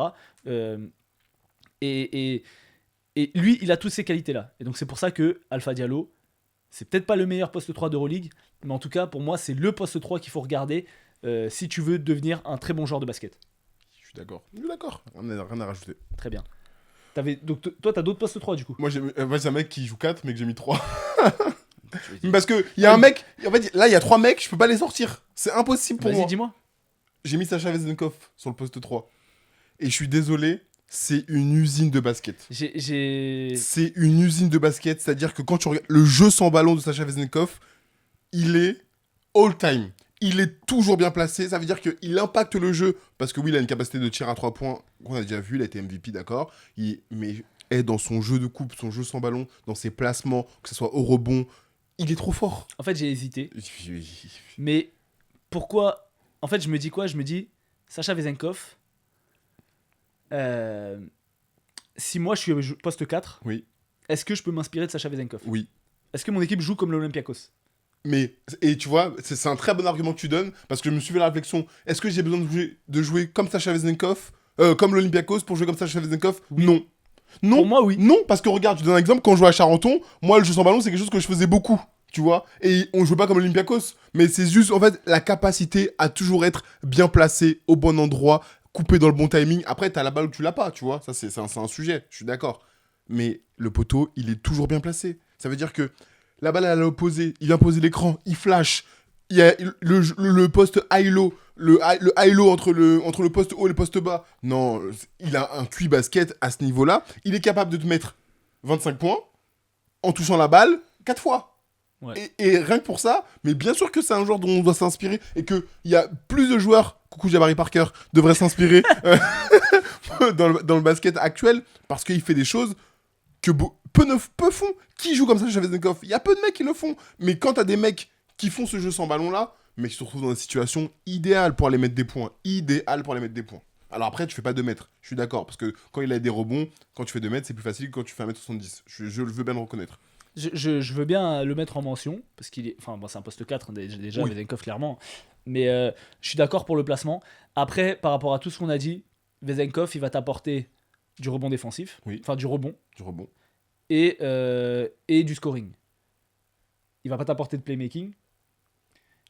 Il va pas t'apporter de la défense. Oui, mais là, le débat, c'est quoi? C'est un joueur dont tu as besoin de t'inspirer. Le Oui, jeu oui. sans ballon se perd dans notre basket actuel. Moi, ça me frustre. Non, mais je suis d'accord avec toi, mais pour moi, c'est pas devant Alpha Diallo sur le poste 3, en tout cas, sur Ah non, ce mais du quoi je dois Mais m'inspirer. là, c'est pas le débat. Bah si, c'est le débat, parce que t'as mis Alpha Diallo en poste 2 parce que tu voulais mettre Vezenkov sur le poste Mais j'aurais pu 3. inverser. J'aurais pu mettre Vezenkov en 2 et Alpha Diallo en 3. Oui, bah dans ce cas-là, on met Mamjaïté en poste 1. Non. Vezenkov, c'est pas un poste 2, frère. Il mais- pose pas un dribble. Donc, mais ce que je veux te dire, le débat, c'est les joueurs dont tu t'inspires, justement, quand tu démarres le basket. Sacha Vezenkov, les gars, inspirez-vous, parce que ça veut dire qu'il y aura plus de jeux sans ballon, il y aura plus de coupes, il y aura plus de playmaking et il y de aura moins passes. de dribble. il y Ça, aura sur ça, moins de je suis dribbles. d'accord. Donc voilà. Très bien. Mais... en fait, je Non, sais t'es pas. dur. T'es Non, dur, mais t'es dur avec Sacha Vezenkov, t'es dur. en fait, Sacha Vezenkov, c'est un joueur tellement unique. Genre, je me dis... Je sais pas si je peux dire à des postes 4. Tu vois, quand je pense à poste 4 de notre division, je me dis, mais... Est-ce qu'ils peuvent s'inspirer de Sacha Vezenkov? Mais bien sûr, mais moi je regarde Sacha Vezenkov tous les jours Tu vas dire à Dylan de s'inspirer de Sacha Vezenkov? J'aimerais, il joue poste 3 en plus maintenant. Mais j'aimerais, le jeu sans ballon du monsieur, c'est all time. C'est-à-dire que si on avait plus de joueurs de basket qui joueraient comme ça, il serait beaucoup plus fort. C'est qui ton poste 4 alors? Nicolo Melli. Non, mais... Wesh, Quoi? Gros, les postes, frère! Mais Nicolo Melli, attends. Il joue pas poste 4, ça fait il joue 2 ans qu'il joue 5. Non, mais il joue pas tout le temps 5, des fois il alterne, donc avec Ah bon, Cambridge. ah bon, Il alterne avec Cambridge. Il joue jamais à côté de Cambridge. Mais des fois, des fois Il il joue joue jamais à sur- côté d'Armando Boaco, il joue toujours poste 5. Mais c'est pas un poste 5 de métier en fait, hein. Bah, il est d'accord, il joue poste 5. Mais non, mais c'est parce que tu joues poste 5 que c'est un poste 5 de métier. C'est mieux Jelly, il joue poste 5, c'est un poste 5 de métier? Non. Bah, si là je dois faire un classement poste Donc, 5 et je dois mettre Semi je au mets pas- quelque part, je le mets pas poste 4. Ah bah moi je mets pas poste 5, je te le dis tout de suite. C'est pas un poste 5 de métier. Nicolo Melli, c'est pas parce qu'en fait tu glisses sur des postes qu'au bout d'un moment c'est ton poste de métier. Nicolo Melli c'est un poste 4 de référence à la base. Merci. Bon, bref. Du coup, Nicolo Melli. Purée. Ah bah c'est un joueur de... il faut s'inspirer. C'est un joueur de... il faut s'inspirer. Pourquoi? Pourquoi Le placement. Il fait tout en fait sur un terrain ce mec. Il fait tout. Il peut tirer à 3 points. Là, tu vois, pour un poste 4, Nicolo Melli, même s'il joue 5, je suis d'accord par rapport à Vezenkov. Parce que il fait tout. Et Non, dans mais- le QI, basket, le placement, Oui. le Le playmaking, playmaking. le La rebond, défense. La défense. la versatilité défensive, Polyvalence. ouais, la polyvalence défensive. Ouais. C'est là où Vezenkov, tu vois, pêche un peu. C'est que pour moi, un poste 4, c'est pareil que le poste 3. C'est pour ça que maintenant, on appelle les twinners, tu vois, c'est souvent des joueurs qui vont jouer soit 4, soit 3. C'est les mecs qui sont censés être les plus polyvalents de ton équipe. Là où Vezenkov pêche un peu par rapport à un profil comme Nicolo Melli, c'est que Nicolo Melli, Mais c'est pas le débat. tellement fort Mais bien défensivement. sûr. Mais gros. il est monstrueux. Le Fener, à chaque fois, toutes les équipes adverses, ils disent on va switcher sur le poste 5. Vas-y, je vais jouer Nicolo Melli. Perte Poto, de balle. tu peux pas jouer Nicolo Belli. Il est trop fort défensivement sur les switches, trop intelligent en attaque, capable de mettre des tirs. Va chercher du rebond offensif, toujours bien placé dans les intervalles. Genre complet. Faut s'inspirer. Nicolo Belli. Oui. Franchement, c'est pas le cas, mais je pense que c'est le joueur dont il faut le plus s'inspirer d'Euroleague. Là, tu mens. Non, je mens pas. Là, tu mens. En fait, pourquoi je mens? Là, tu mens. Parce que. En fait, tu veux t'inspirer de Nicolo Melli. Les joueurs dont il faut le plus s'inspirer, je suis pas forcément d'accord. Parce que le poteau, il fait 2 mètres 6. Ouais, oui, 2m6, 7. Rien que ça. Il défend des meneurs. Non, mais ce que je veux dire, c'est que. Non, il mais fait 2 mètres après, 6, d'accord, sur le rebond. Rien que pour ça, tu peux pas, en fait. Si tu fais 1m80, tu peux pas te placer comme Nicolo Melli. Tu peux pas faire les choix que Nicolo Melli fait. Tu peux faire des choix, tu peux te placer comme Nicolo Melli, mais. Tu peux pas défendre mais- de 1 à 4, Ça dépend de de 1 à tes 5 qualités. même. Mais en fonction de ta taille, non, les rebonds, tu peux te placer comme Nicolo Melli. Juste sur le rebond, c'est ce que je dis. Tu les auras pas. Ça d'accord, mais si tu joues poste Euh, 4, j'imagine que t'as un peu de taille, non? J'espère bien, mais il fait partie des joueurs dont tu dois le plus t'inspirer. Voilà, Mais pour moi, c'est Alpha Diallo le premier. d'accord. Moi, mon poste 4, c'est monsieur Toko Shengelia. Bon, alors pas du tout. Pas du tout. Alors vraiment pas. Alors, mais vraiment pas. Vraiment pas. Je m'explique. Vas-y, explique-toi, que- parce que je suis en total désaccord. Parce que le poteau là-bas, il connaît pas le basket. Je connais le basket, mais je suis en total désaccord. Alors, c'est Le, un joueur que j'adore. le poste 1 sur le terrain, on dit que c'est quoi? C'est quoi le surnom qu'on dit au poste 1? À quoi il sert? le poste Parle 1. dans ton micro parce que je vais t'en Non, mettre une, pas je deux. parle dans mon micro depuis tout à l'heure, c'est juste là que je viens de me reculer quand tu m'as Ouais, dit Toko Shengelia. Ok. Mais le poste 1, bah c'est le cerveau. Ok, donc c'est un peu, on peut dire c'est le relais du coach. C'est le relais du D'accord. coach. Le deuxième cerveau, c'est le poste 4. Voilà. Je sais. Donc qui est le deuxième meneur sur le terrain? Le Le deuxième poste relais, 4. c'est le poste 4. Aujourd'hui, quel poste 4 est aussi bon playmaker et passeur que Toko Shengelia? Moi, c'est pour ça que je dis faut s'inspirer de Toko Shengelia côté poste 4 parce que c'est un mec qui, dans la lecture de jeu, en fait, Toko Shengelia, il est pas, c'est pas un mec qui a, c'est pas Hakim Olajuwon, tu vois. C'est pas un mec qui est très fort sur, enfin, non, j'allais dire une dinguerie, j'allais dire c'est pas un mec qui est très fort sur le footwork, mais c'est pas un mec qui a une variété de moves Ouais, à l'intérieur. je suis d'accord. Soit il va driver dans l'axe, il va mettre son petit hook main gauche. Ouais. Soit si tu défends un petit peu trop fort, on a vu Armel Traoré, spin, layup. Ouais. Il a un move, un counter. Pour moi, ça suffit. Et derrière, si tu viens le trapper, excellent passeur. On peut dire, alors je sais pas, peut-être que j'oublie des mecs, mais meilleur intérieur passeur d'Euroleague. Alors que Mousfal existe. Arrête, gros. J'adore Mousfal, mais Toko Shengelia, c'est quand même quelque chose d'autre. Alors que même GIT existe. J'adore même Jaité, et c'est un passeur sous-côté aussi. Oui. Mais voilà. Donc Non. Toko Shengelia sur ça. Ouais. Ensuite, poste 4 moderne, capable de dribbler, capable de s'écarter à 3 points. Et Ouais, mais attends. mais non, mais ce que je veux dire, Ça c'est veut dire que là, ça veut dire. S'il y a des gens qui disent ouais, de qui je dois m'inspirer, tu dis Toko Shengelia. oui, Moi je dis pas Toko Shengelia, frère. moi je dis Toko Shengelia parce que Toko Shengelia, Je te le dis direct. il est polyvalent offensivement, il est polyvalent défensivement. Donc c'est ce que je dis, poste 3-4 pour moi tu dois être polyvalent. Il est capable d'écarter le jeu, c'est ce qu'on demande à des postes 4 maintenant. Il est simple sur son jeu de post-up, il peut t'apporter du post-up, enfin c'est un très fort joueur de post-up, mais il fait pas des chichis. Et surtout, c'est un joueur qui, comment dire, qui est presque pass first. C'est-à-dire qu'en 1 contre 1, il est intenable, mais par contre si tu viens trapper, il va tout de suite te trouver la passe. Tu vois, et c'est un joueur qui apporte du liant. Et pour moi, en poste 4, qui est le deuxième meneur de l'équipe, c'est un joueur, pour moi, dont je pense, et je suis d'accord, on peut mettre Nicolo Melli dans cette catégorie aussi, parce qu'il apporte du liant. Mais Toko Shengelia va être vraiment créateur, c'est-à-dire que tu peux lui donner la balle, et il va te créer une situation, comme un meneur. Alors que Nicolo Melli, par exemple, de lui-même, tu vois, il va pas créer la chose. Il va faire les bons choix, etc. Il a un très bon QI basket, mais il est moins créateur. Donc pour moi, j'ai aucun mal à dire qu'un poste 4 doit pouvoir créer du jeu pour les autres, que ce soit pour son grand, son poste 5, ou pour les extérieurs. Donc voilà pourquoi je mets Toko Shengelia. Toko, je dors. Oh, Toko, je dors fort. C'est un joueur que j'aime beaucoup, mais moi, c'est pas un joueur dont j'ai envie de m'inspirer ou que les gens s'inspirent. Bah, tu devrais t'inspirer, mec. Non. Parce que tu joues un peu comme Toko Shengelia. Si Non. tu jouais poste 4, tu jouerais comme Toko, frère. Tu spin, tu reviens sur ta main gauche faire des hooks. T'aimes bien faire des petites passes à ton grand qui roule dans le dos, Ouais, mais et il tu rate. tires à 3 points. Il rate quand je. Non mais d'accord, mais pour le coup tu joues comme ça, donc excuse-moi, tu devrais t'inspirer de Toko C'est Shengelia. Toko qui joue comme moi déjà. D'accord. Merci. Donc je l'ai pas. Voilà. Ok, poste 5, T'as qui toi? Dis-toi. Non, toi, t'as qui? Non, dis, Toi, gros. t'as qui, Tu vas me toi? dire Sylvain Francisco. Non, pas du tout. Dis, moi j'ai dit T'as tous qui? mes trucs. Non, t'as qui? Non, dis. T'as qui, toi? Je veux savoir qui t'a mis. J'ai mis Philippe Petrouseff. Ah ouais? Non. Moi, j'ai pas mis lui. Moi, T'as j'ai mis mis Moses Wright. Non, j'ai hésité. J'ai pas mis Philippe Petrouseff. Ah. C'était pour que tu me dises Ah ton non, blaze. non, moi, Moses Wright. j'ai mis Moses Wright. Parce que je trouve que c'est un joueur qu'on a sous-coté, mais ce qu'il est capable de proposer offensivement, où il a progressé, et notamment défensivement, quand tu as un poste 5, au-delà de l'intensité qu'il met, parce qu'il met beaucoup d'intensité, et je veux vraiment qu'on retire le côté athlétique, parce que c'est un mec qui est athlétique, tu vois. Je veux qu'on retire ça. Ah, mais ça fait quand même Ça fait beaucoup... une grosse partie Oh, de ses qualités. Oui, mais justement, avant d'aller sur cette qualité-là, je veux qu'on retire ça. Moses Wright, c'est capable de switch, la latéralité qu'il a, et ça, c'est du très très haut niveau. Mais ça, c'est des qualités athlétiques. Mais la latéralité, oh, mais la latéralité, ça se fait travaille. partie des... Oui, mais ça fait comme la détente, mais c'est des qualités athlétiques. La latéralité, c'est des qualités athlétiques. La qualité athlétique, c'est pas que le saut. Non, c'est pas que le saut, bien sûr. Mais je trouve que J'aime bien là en débat, c'est gang. t'es un intérieur. Tu vois, t'es un intérieur. Bah, moi, je dis, tu dois t'inspirer de quelqu'un. Je vais pas dire, inspire-toi de Walter Tavares. Il fait 6,50 m le poteau. C'est Oui. impossible. Moses Wright, oui, la latéralité, c'est des choses athlétiques, mais tu peux te Mais rapprocher de ça. Quand tu joues poste 5, t'es censé quand même être le plus grand de ton équipe. Bien sûr, Tu vois. mais tu peux te rapprocher de ça. Tu peux, dans son jeu de passe, Moses Wright, c'est un poste 5 sous-dimensionné. sous-dimensionné, complètement undersized, mais c'est un poste 5 moderne. Son jeu de passe, capacité à prendre des rebonds, à être toujours dans l'intensité, dans l'effort, défensivement, ce qu'il propose, les switches. En attaque, il a progressé, des petits hooks main droite, main gauche, coucou Rudy Gobert, il faudrait t'inspirer aussi un petit peu. Franchement, Moses Wright, c'est un mec qu'il faut regarder quand t'es poste 5.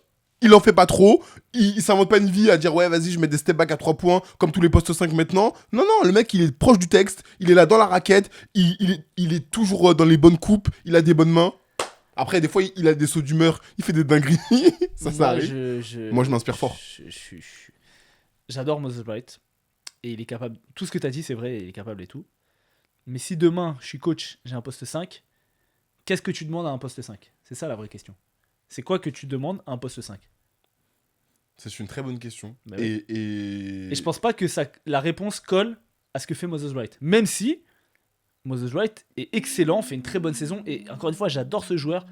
Mais pour une fois, mais pas pour une fois, mais pour moi, je vais pas demander à mon poste 5 d'être forcément aussi mobile que Moses Wright. Je vais pas lui demander forcément d'être capable de tirer à 3 points ou à mi-distance comme le fait Moses Wright. Par contre, ce que je vais lui demander, apporter de la dissuasion. Alors bien sûr, ça va jouer sur la taille et Moses Wright apporte de la dissuasion. 2, apporter du rebond.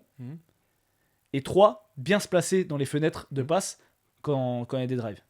C'est pourquoi j'ai choisi Monsieur Nikola Milutinov. Joueur sous-coté. Non, j'accepte. Je peux entendre. Parce que là, j'ai pas de débat. Ouais. Quand t'es poste 5, tu vas toujours exister si t'es capable de prendre du rebond offensif et de remettre des petits trucs. T'auras besoin de personne pour exister. Et tu vas rendre service à ton équipe. C'est-à-dire que quand t'as des extérieurs comme Tyler Dorsey, entre autres, qui vont prendre des tirs de terroristes et qui vont niquer la possession, mais toi tu vas être juste là, petite claquette, et tu sauves la possession et tu sauves ton équipe Je suis d'accord. et tu changes cette équipe. Et pour moi, en tant que poste 5, évidemment il y a d'autres qualités. La latéralité, t'en as parlé, et Nikola Milutinov, même si c'est pas l'athlète qui est Moses Wright, c'est un joueur qui se débrouille très bien sur les switches défensifs, qui est capable de gêner des extérieurs, qui est discipliné défensivement. Et en termes de rebond, surtout de rebond offensif, c'est ce qui se fait de mieux. Et pourtant, c'est pas un mec, tu vois, on pourrait dire, j'ai n'importe quoi, Kai Jones, ou même Moses Wright, ou Donta Hall, c'est des mecs qui vont chercher du rebond offensif par leur qualité athlétique. Nikola Milutinov, pas du tout. Du placement. Et tu vois, dans ton équipe, t'as un mec comme ça, ton poste 5, il va pas chercher du rebond parce qu'il va plus haut que tout le monde. Il va chercher du rebond parce qu'il va chercher à la hanche, il va impacter, il va se positionner et la balle lui revient dans les mains. Et pour moi, tous les postes 5 devraient s'inspirer de ça parce que en fait, ça change l'équipe. Et on le voit, tu vois. Vous êtes une autre équipe quand Momo il prend... Ça fait bip ? Non. Ok. Vous êtes une autre équipe quand Momo prend 5, 6, 7 rebonds offensifs. Par contre, quand il est tenu rebond offensif, c'est beaucoup plus compliqué. Parce qu'il n'est pas là pour gommer vos erreurs, etc. Et je pense que en poste 5, c'est importantissime d'avoir cette qualité-là. Mais alors, franchement, j'ai pas de débat là-dessus sur Milutinov parce que J'espère que vous appréciez, dites-nous en commentaire, parce que là c'est du basketball, là. Là, on parle, on vous donne des... Voilà, Des donc n'oubliez tips. pas de liker la vidéo et de vous abonner à Mais QLS Pod sur TikTok et Instagram. non, mais je suis d'accord avec toi sur Milutinov, moi j'ai pas de débat. Le seul truc que je peux rajouter par contre, c'est ça dépend comment ton équipe et ton effectif est construit. Oui, Parce que forcément, en fonction du jeu que tu vas proposer, je te dis une bêtise, est-ce que Milutinov, dans le jeu de Valence, tu vois, c'est ça dont ils non, ont besoin. bien sûr. Tu vois ou pas? Mais surtout. Les Valence, ils sont pas de poste 5. Non, mais oui, bien sûr. Mais c'est pour ça que je te dis, forcément, comment ton équipe elle est construite, oui, tu vas prendre Milutinov ou tu vas prendre Moses Wright. Par contre, après, sur tous les arguments que tu as apportés, bien entendu que s'inspirer de Milutinov, c'est pas du tout une erreur, bien au contraire. Très bien. Et bah, c'était très intéressant. Franchement, je m'attendais pas. Je pensais que ça allait être un peu fade, mais c'est bien, on n'a pas eu les mêmes blagues, Bah on a oui. pu débattre et tout, c'était gang. On passe sur notre deuxième débat du jour. Ton joueur parfait. Voilà. Crée ton joueur parfait. Aujourd'hui, on va vous demander, vous pouvez participer avec nous dans les commentaires, de créer votre joueur parfait en Euroleague. Typiquement, je vous explique les règles. Si on prend des joueurs NBA, bah, ok, je prends la défense de Luka Doncic, je prends le QI basket de Rudy Gobert, je prends le shoot de André Drummond, tu vois, des trucs comme ça. Ah ouais, Et donc, le joueur il joue en départ, en départ 2. mais tu sais, ils avaient fait le worst à la taille d'Isaiah Thomas, le QI basket de Russell Westbrook et tout. Le joueur est nul. Tu dis que la départ 2, c'est nul? Ah non, mais là, le joueur est nul. Déjà, Q-basket de Rudy Gobert, défense de Luka Doncic, t'es mort déjà. Déjà, la défense de Luka Doncic, Déjà. même si t'as le QI de... Ah non, on me dit que défense de Luka Doncic, si t'as le QI de Luka Doncic, ça passe quand même. Du coup, le joueur parfait Euroleague. Let's go. On va partir sur 1, 2, 3, 4, 5, 6, 7 qualités. Et donc, on va essayer de construire un peu ce joueur idéal. Et on va arriver à Nadir Efi. Je me désolidarise. Il m'a débloqué, je t'ai dit. Ah ouais? Ah, peut-être qu'il aimait notre nouveau contenu. Peut-être là, il va me rebloquer. Ouais. Ok, alors, les catégories sont les suivantes. Dribble, shoot, qualité athlétique, finition au cercle, qualité de passe, QI basket et défense. Vous pouvez Ok, nous ok. mettre en commentaire votre joueur parfait, Mettez, du coup, mettez. avec chaque joueur pour chaque catégorie. Faut mettre. Pas sur le dribble. T'as qui toi? J'ai Sylvain Francisco. Bien sûr qu'on a Évidemment. Sylvain Francisco. Mais j'ai des mentions aussi, tu vois, pour faire un deuxième joueur pas mal. Parce qu'il y a son coéquipier là dans l'équipe. Monsieur Maodolo. Sacré handle, hein. Sacrée différence sur le dribble. Hein. Alors, en fait, oui, t'as raison. Mais moi, ça me frustre parce qu'il fait toujours le même. Ouais, alors mais ça que- marche. Mais ça, en plus, ça marche tout le temps. Mais alors qu'il sait faire plein d'autres choses. Tu vois? Mais je suis d'accord. Hein. Ouais, en vrai. T'as d'autres idées de joueurs avec des très très forts dribbles en Euroleague? Enfin, très très forts dribbles qui vraiment seraient pour le joueur parfait, d'autres candidats? Elio Kobo.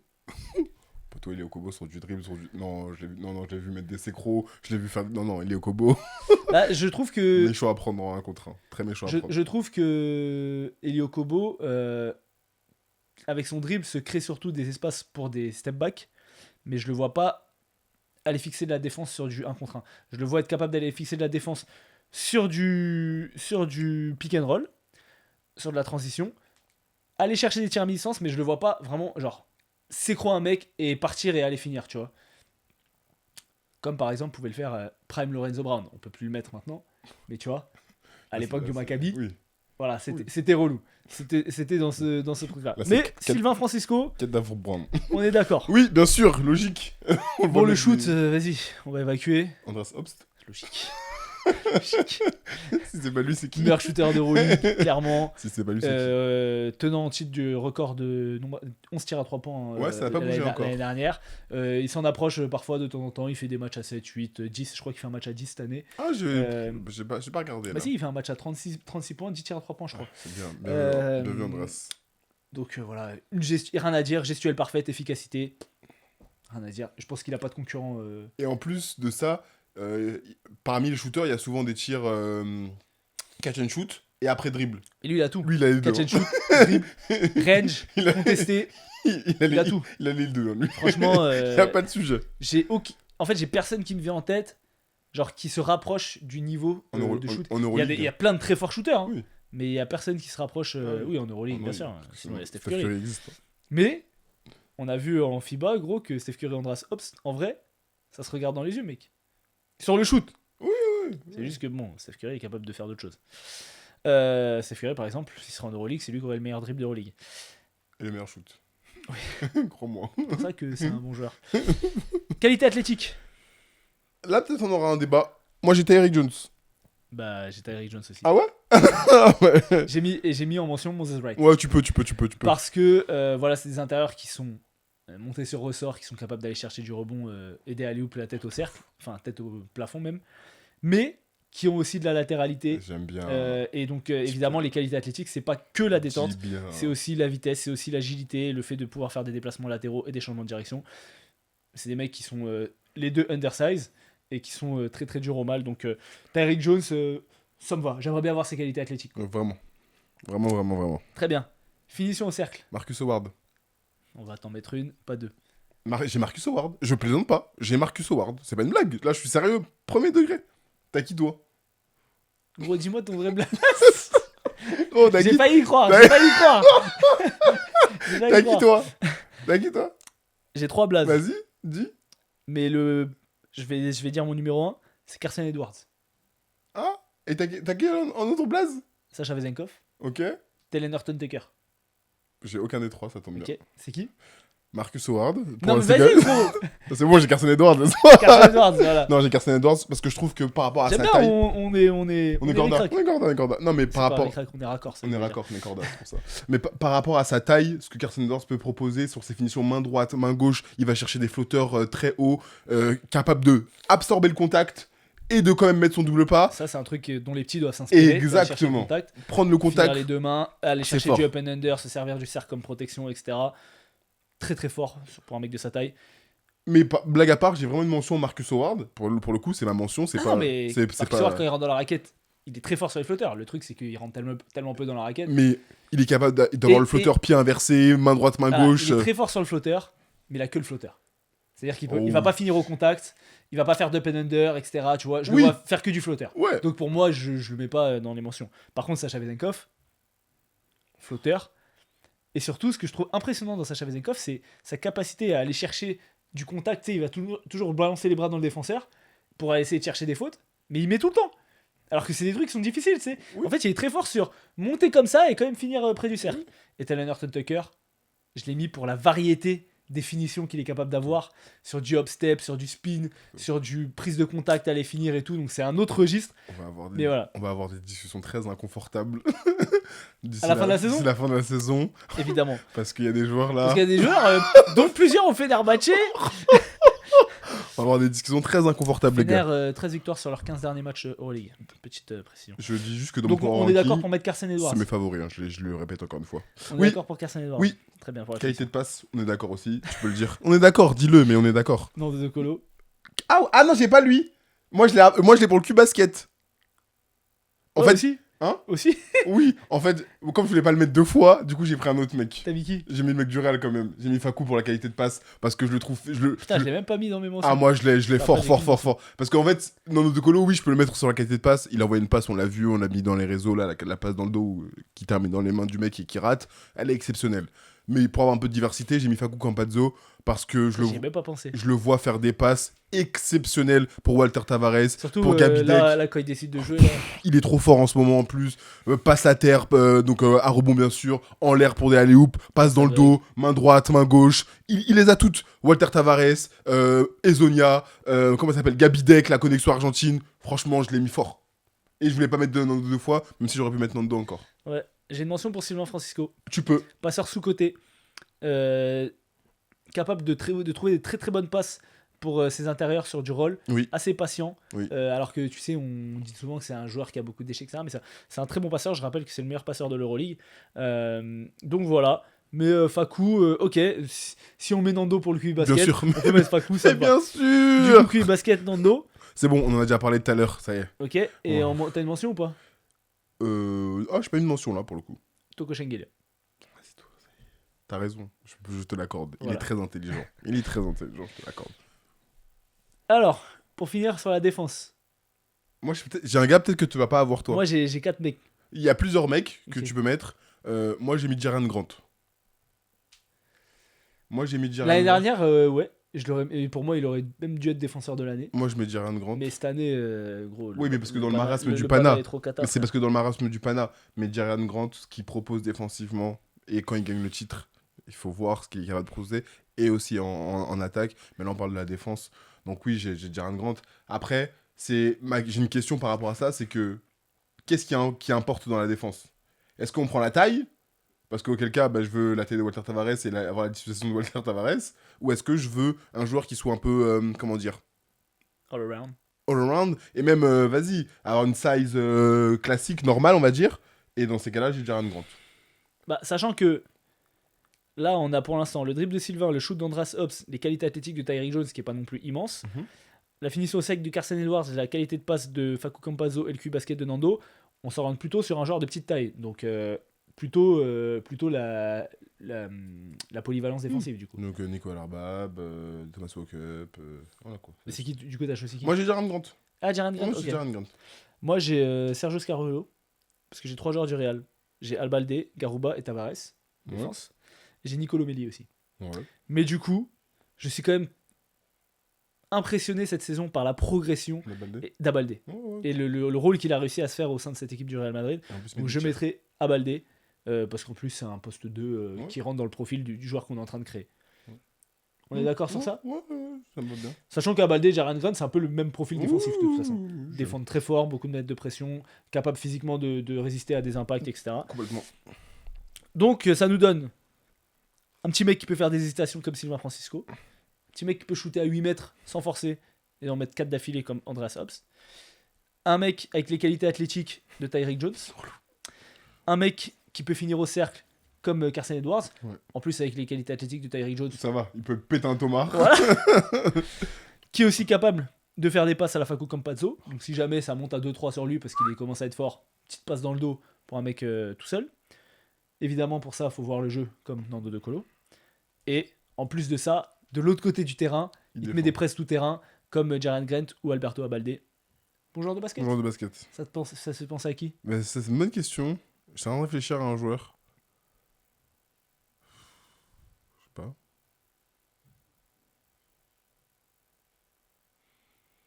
Putain, c'est une bonne question. T'as un joueur toi en tête? Ouais, moi. Allez, on passe à la rubrique suivante. C'est la rubrique suivante. Non, j'ai pas de joueur en tête, ça n'existe pas, frère. Non, mais tu sais, un joueur, non, mais un joueur qui peut se rapprocher, qui a cette vision, qui est fort des deux côtés du terrain, qui est athlétique. Tu sais, je réfléchis. Non, parce qu'en fait, j'ai des joueurs qui me viennent en tête, Mais il manque surtout toujours sur quelque l'aspect offensif, mais top défenseur, c'est très rare. chose. Ouais, c'est ça. Et top défenseur, souvent, ils ont un truc en moins, tu vois. Ouais. Parce qu'en fait, tu peux pas être à 100% quand t'es à haut niveau des deux côtés du terrain, donc Ouais. forcément, t'as ça. Dites-nous en commentaire Et vous? votre joueur parfait. Et on passe tout de suite sur la question de la semaine. La question de la semaine, c'est la question de Victor Sanchez. Et la question qu'on se pose tous, et nous on se la pose et on va y répondre. Cousin de Rick Sanchez ou pas? Non. Mais peut-être de Alexis Sanchez. Je sais pas qui c'est. Joueur de foot, Arsenal. Bien sûr. Passé par Manchester. Non. J'étais pas loin. Ah, d'accord. Alejandro Sanchez. Alejandro Sanchez. Private joke. Est-ce que le Pana devient favori avec le retour de Mathias Le Sort? Donc déjà dans un premier temps, merci pour la question de la semaine de Victor Sanchez, que j'ai prise une question de la semaine dernière. N'hésitez pas à poser votre question toujours, c'est important, ça nous permet nous de réfléchir et vous de participer avec nous et bien sûr d'y répondre, hein, c'est pas que nous qui devons y répondre. Et pour répondre à cette question, avant de lancer Ozan, je vais me permettre d'y répondre en premier. Non. Voilà, fin de la question, on peut passer à autre chose. Merci de nous avoir suivis cette semaine. Non. Alors Je plaisante. déjà, il y a eu un... Par rapport à ça, il y a eu du nouveau cette semaine, Ouais. puisque Mathias Le Sort a eu une déclat sur Twitter, je crois, où... on va jamais dire X. Où il dit tous ceux qui vous parlent de ma date de retour sont des menteurs, même les médecins ne peuvent pas me donner une date de retour et tout. Bon, c'est pas très rassurant, hein, parce que il est quand même absent depuis un bon moment. Mathias Le Sort, on le sait, c'est quand il joue et qu'il est en forme, c'est un des top pivots Euroleague. Déjà, la question, c'est est-ce qu'il va revenir? On dit avec le retour de Mathias Le Sort, mais là, on est à plus de la moitié de la saison. c'est pareil que l'année dernière. Je ne pense pas qu'ils vont le faire revenir si c'est les playoffs, sachant que tu as quand même une belle rotation à l'intérieur. On a vu qu'ils ont signé Kenneth Farid, Rishon Holmes aussi qui reprend du temps de jeu, que quand il y avait que Omer Serven, il faisait le boulot aussi. Donc, j'ai pas envie de dire que ça va pas changer grand chose. Mais à l'heure actuelle, si demain Mathias Le Sort revient, je le vois pas être le Mathias Le Sort directement dominant comme il a pu l'être et changer le visage de cette équipe du Pana. Pour moi, je suis d'accord avec toi. Je sais pas s'il peut changer le visage du Pana, parce que pour moi, le problème, il est pas là. Voilà, donc ensuite là on va aller sur le problème réel. Aujourd'hui le problème au Pana c'est que Ergin Ataman n'a qu'une hâte, c'est de se barrer de ce club. Alors, je sais pas s'il a qu'une hâte, c'est de se barrer de ce club, mais par contre, oui, moi j'en ai une, c'est qu'il se barre de ce club, clairement. Cette année Ergin Ataman a détruit tous ses joueurs, un par un. Aujourd'hui le Pana est 9ème à 14-10. Donc Alors oui ils sont pas loin, ils sont à 2 matchs de la 3ème place. On sait que ça peut aller très vite, mais dans le contenu c'est catastrophique. Alors il y a des blessés. C'est là qu'on voit aussi l'importance de Kendrick Nunn, parce que c'est vrai que Kendrick Nunn est tellement fort individuellement qu'il arrive à rattraper la pauvreté du jeu du Panathinaikos. Et j'aimerais que tu associes à ça Chidi Osman, parce qu'en fait, C'est vrai aussi, c'est les deux. Quand Kendrick Nunn et Chidi Osman sont là, c'est les caches-misères du jeu du Pana. C'est vrai. Je suis d'accord avec toi. Putain, ça sent bon. Je sais pas si tu sens là. Oui. Mais donc, cette équipe du Pana aujourd'hui, le jeu qu'il propose, c'est catastrophique. L'intégration des nouveaux joueurs, on pense notamment à TJ Shorts, c'est catastrophique. Et aujourd'hui, Ergin Ataman, il fait que de se plaindre. Il a encore fait une réclamation là sur la défaite du Maccabi parce que il y a des supporters qui l'ont insulté. Frérot, genre, en fait ça c'est comme les mecs qui mettent des coups de coude en attaque et après ils se plaignent parce qu'en défense ça joue dur. Ou des. Exactement. Au bout d'un moment, genre quand tu provoques tout le monde, c'est normal que tu te manges des trucs, tu vois. Lui, il vient que provoquer et après il peut pas, il accepte pas qu'on lui dise quoi que ce soit. Sur les 2 derniers mois, le Panathinaikos est 16ème au defensive rating. Ergin Ataman, on l'a vu, que ce soit avec la Turquie, que ce soit avec les Fesses, que ce soit avec le Pana, ces équipes sont pas fortes offensivement. Elles n'ont pas un jeu léché offensivement, ils ont des très forts joueurs offensivement, ils ont toujours des équipes, que ce soit avec Misic à l'époque, à l'EFES, ou là, quand ils ont gagné avec le Pana, c'est des équipes avec des très fortes individualités, mais qui sont surtout, pareil avec la Turquie, qui sont extrêmement forts défensivement. On les a vus contre la Grèce, notamment en l'Euro, étouffer Sloukas et Toliopoulos, qui d'ailleurs maintenant est lancé dans la rotation. Mais là, t'as perdu toute cette identité défensive, et du coup, t'as pas de jeu rapide, et du coup, tu n'existes pas. En termes d'offensive rating, le Pana est 12e. Et en defensive rating, je l'ai dit, ils sont 16e. Donc c'est une équipe, sur les deux derniers mois, donc c'est une équipe qui va très mal.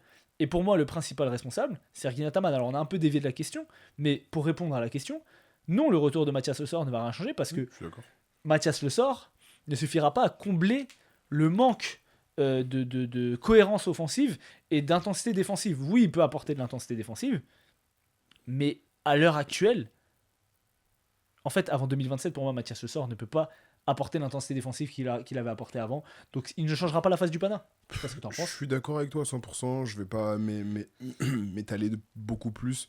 Aujourd'hui, le problème du Pana, c'est Ergin Ataman. C'est un coach qui a gagné, on peut pas lui retirer ça. C'est un coach qui sait comment gagner, on peut pas lui retirer ça. Sauf que la méthode qu'il utilise aujourd'hui ne fonctionne pas avec les joueurs qu'il a. On l'a dit, Chedi Osman et Kendrick Nunn sont des caches-misères par rapport au Pana. Offensivement, quand les deux ne sont pas bien ou moins bien, ça se voit directement. Ils ont encore perdu contre le Maccabi.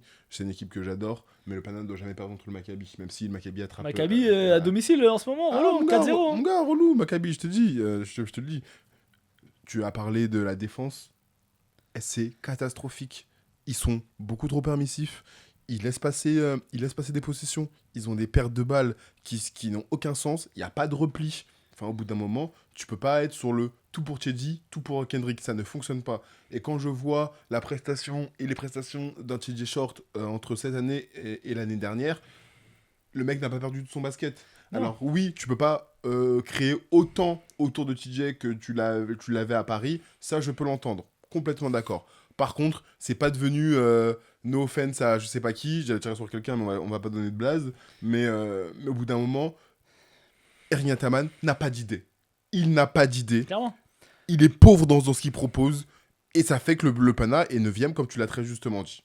Aujourd'hui, quand tu penses au Pana, depuis l'arrivée d'Ergin Ataman, quand ils arrivent à créer des écarts, sur quoi ils créent des écarts? Est-ce que c'est sur du jeu offensif léché? Est-ce que c'est sur de l'adresse à 3 points? Est-ce que c'est sur du jeu de contre-attaque? Est-ce que c'est quoi selon toi? Bah, c'est le jeu de transition. C'est Voilà. parce qu'ils défendent et que Ousmane fait de la contre-attaque, Kendrick Nunn fait de la contre-attaque, Jaron Grant et compagnie. Voilà, donc pour moi c'est ça. Et la brillance individuelle de Kendrick C'est Nunn. ça.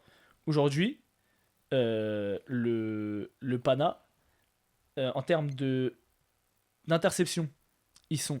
Putain, j'ai fait de la merde. Je crois qu'ils étaient 16e, un truc comme ça. Ouais, en termes d'interception, ils sont 16e. En termes de contre, ils sont...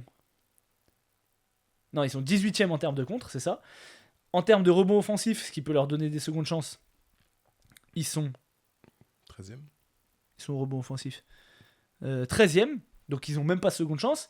Et en termes d'adresse à 3 points, parce que on sait que voilà, ils peuvent avoir des coups de chaud, tout le monde est capable de shooter à 3 points, ils sont 13e aussi. Donc au bout d'un moment, quand t'as pas un jeu offensif léché et que même l'effort, c'est-à-dire l'effort défensif et le rebond offensif n'est pas là, mais tu peux pas exister. Donc oui, Mathias Le Sort, s'il était à son prime, il pourrait apporter du rebond offensif, il pourrait apporter de l'énergie défensive, ce qui manque à cette équipe, clairement, mais je ne crois pas à un retour de Mathias Le Sort à 100% de ses capacités, en tout cas pour l'année 2026. Je sais pas si, en tout cas, moi je suis pas médecin, donc ça je peux pas me prononcer. Par contre, en revanche, sur Ergin Ataman, ce qui doit sortir, oui, il faut partir, monsieur. Là, il faut partir. Trop, c'est trop. Au bout d'un moment, cette équipe mérite mieux. Les joueurs qui sont là et autour méritent mieux. Et je pense qu'on en a assez vu d'Ergin Ataman avec le Pana et de ses déclats, parce qu'il tire toujours sur tout le monde, mais personne ne lui tire dessus. Au bout d'un moment, il faut prendre ses responsabilités, monsieur. Si l'effectif, il est comme ça, c'est aussi à cause de toi. Si les joueurs jouent de cette façon, c'est aussi à cause de toi. Et si aujourd'hui ton équipe est 9ème, c'est à cause de toi. On est d'accord. Donc voilà, merci à toutes et à tous d'avoir suivi la vidéo. N'oubliez pas de liker, de commenter, de vous abonner sur YouTube, TikTok et Instagram QLSPod. N'oubliez pas de poser la question de la semaine et de nous donner votre joueur idéal en commentaire. Et nous on vous dit à la semaine prochaine. Bye banks. Les micros, ils veulent qu'on les baise ou pas? Tu peux toucher mon micro, s'il te plaît? Tu veux que je touche autre chose? Bah, j'aimerais bien. Ah. Mais bon, ça fait des années que je Ça fais filme, super. Ce sera mis à la fin de la vidéo. Non.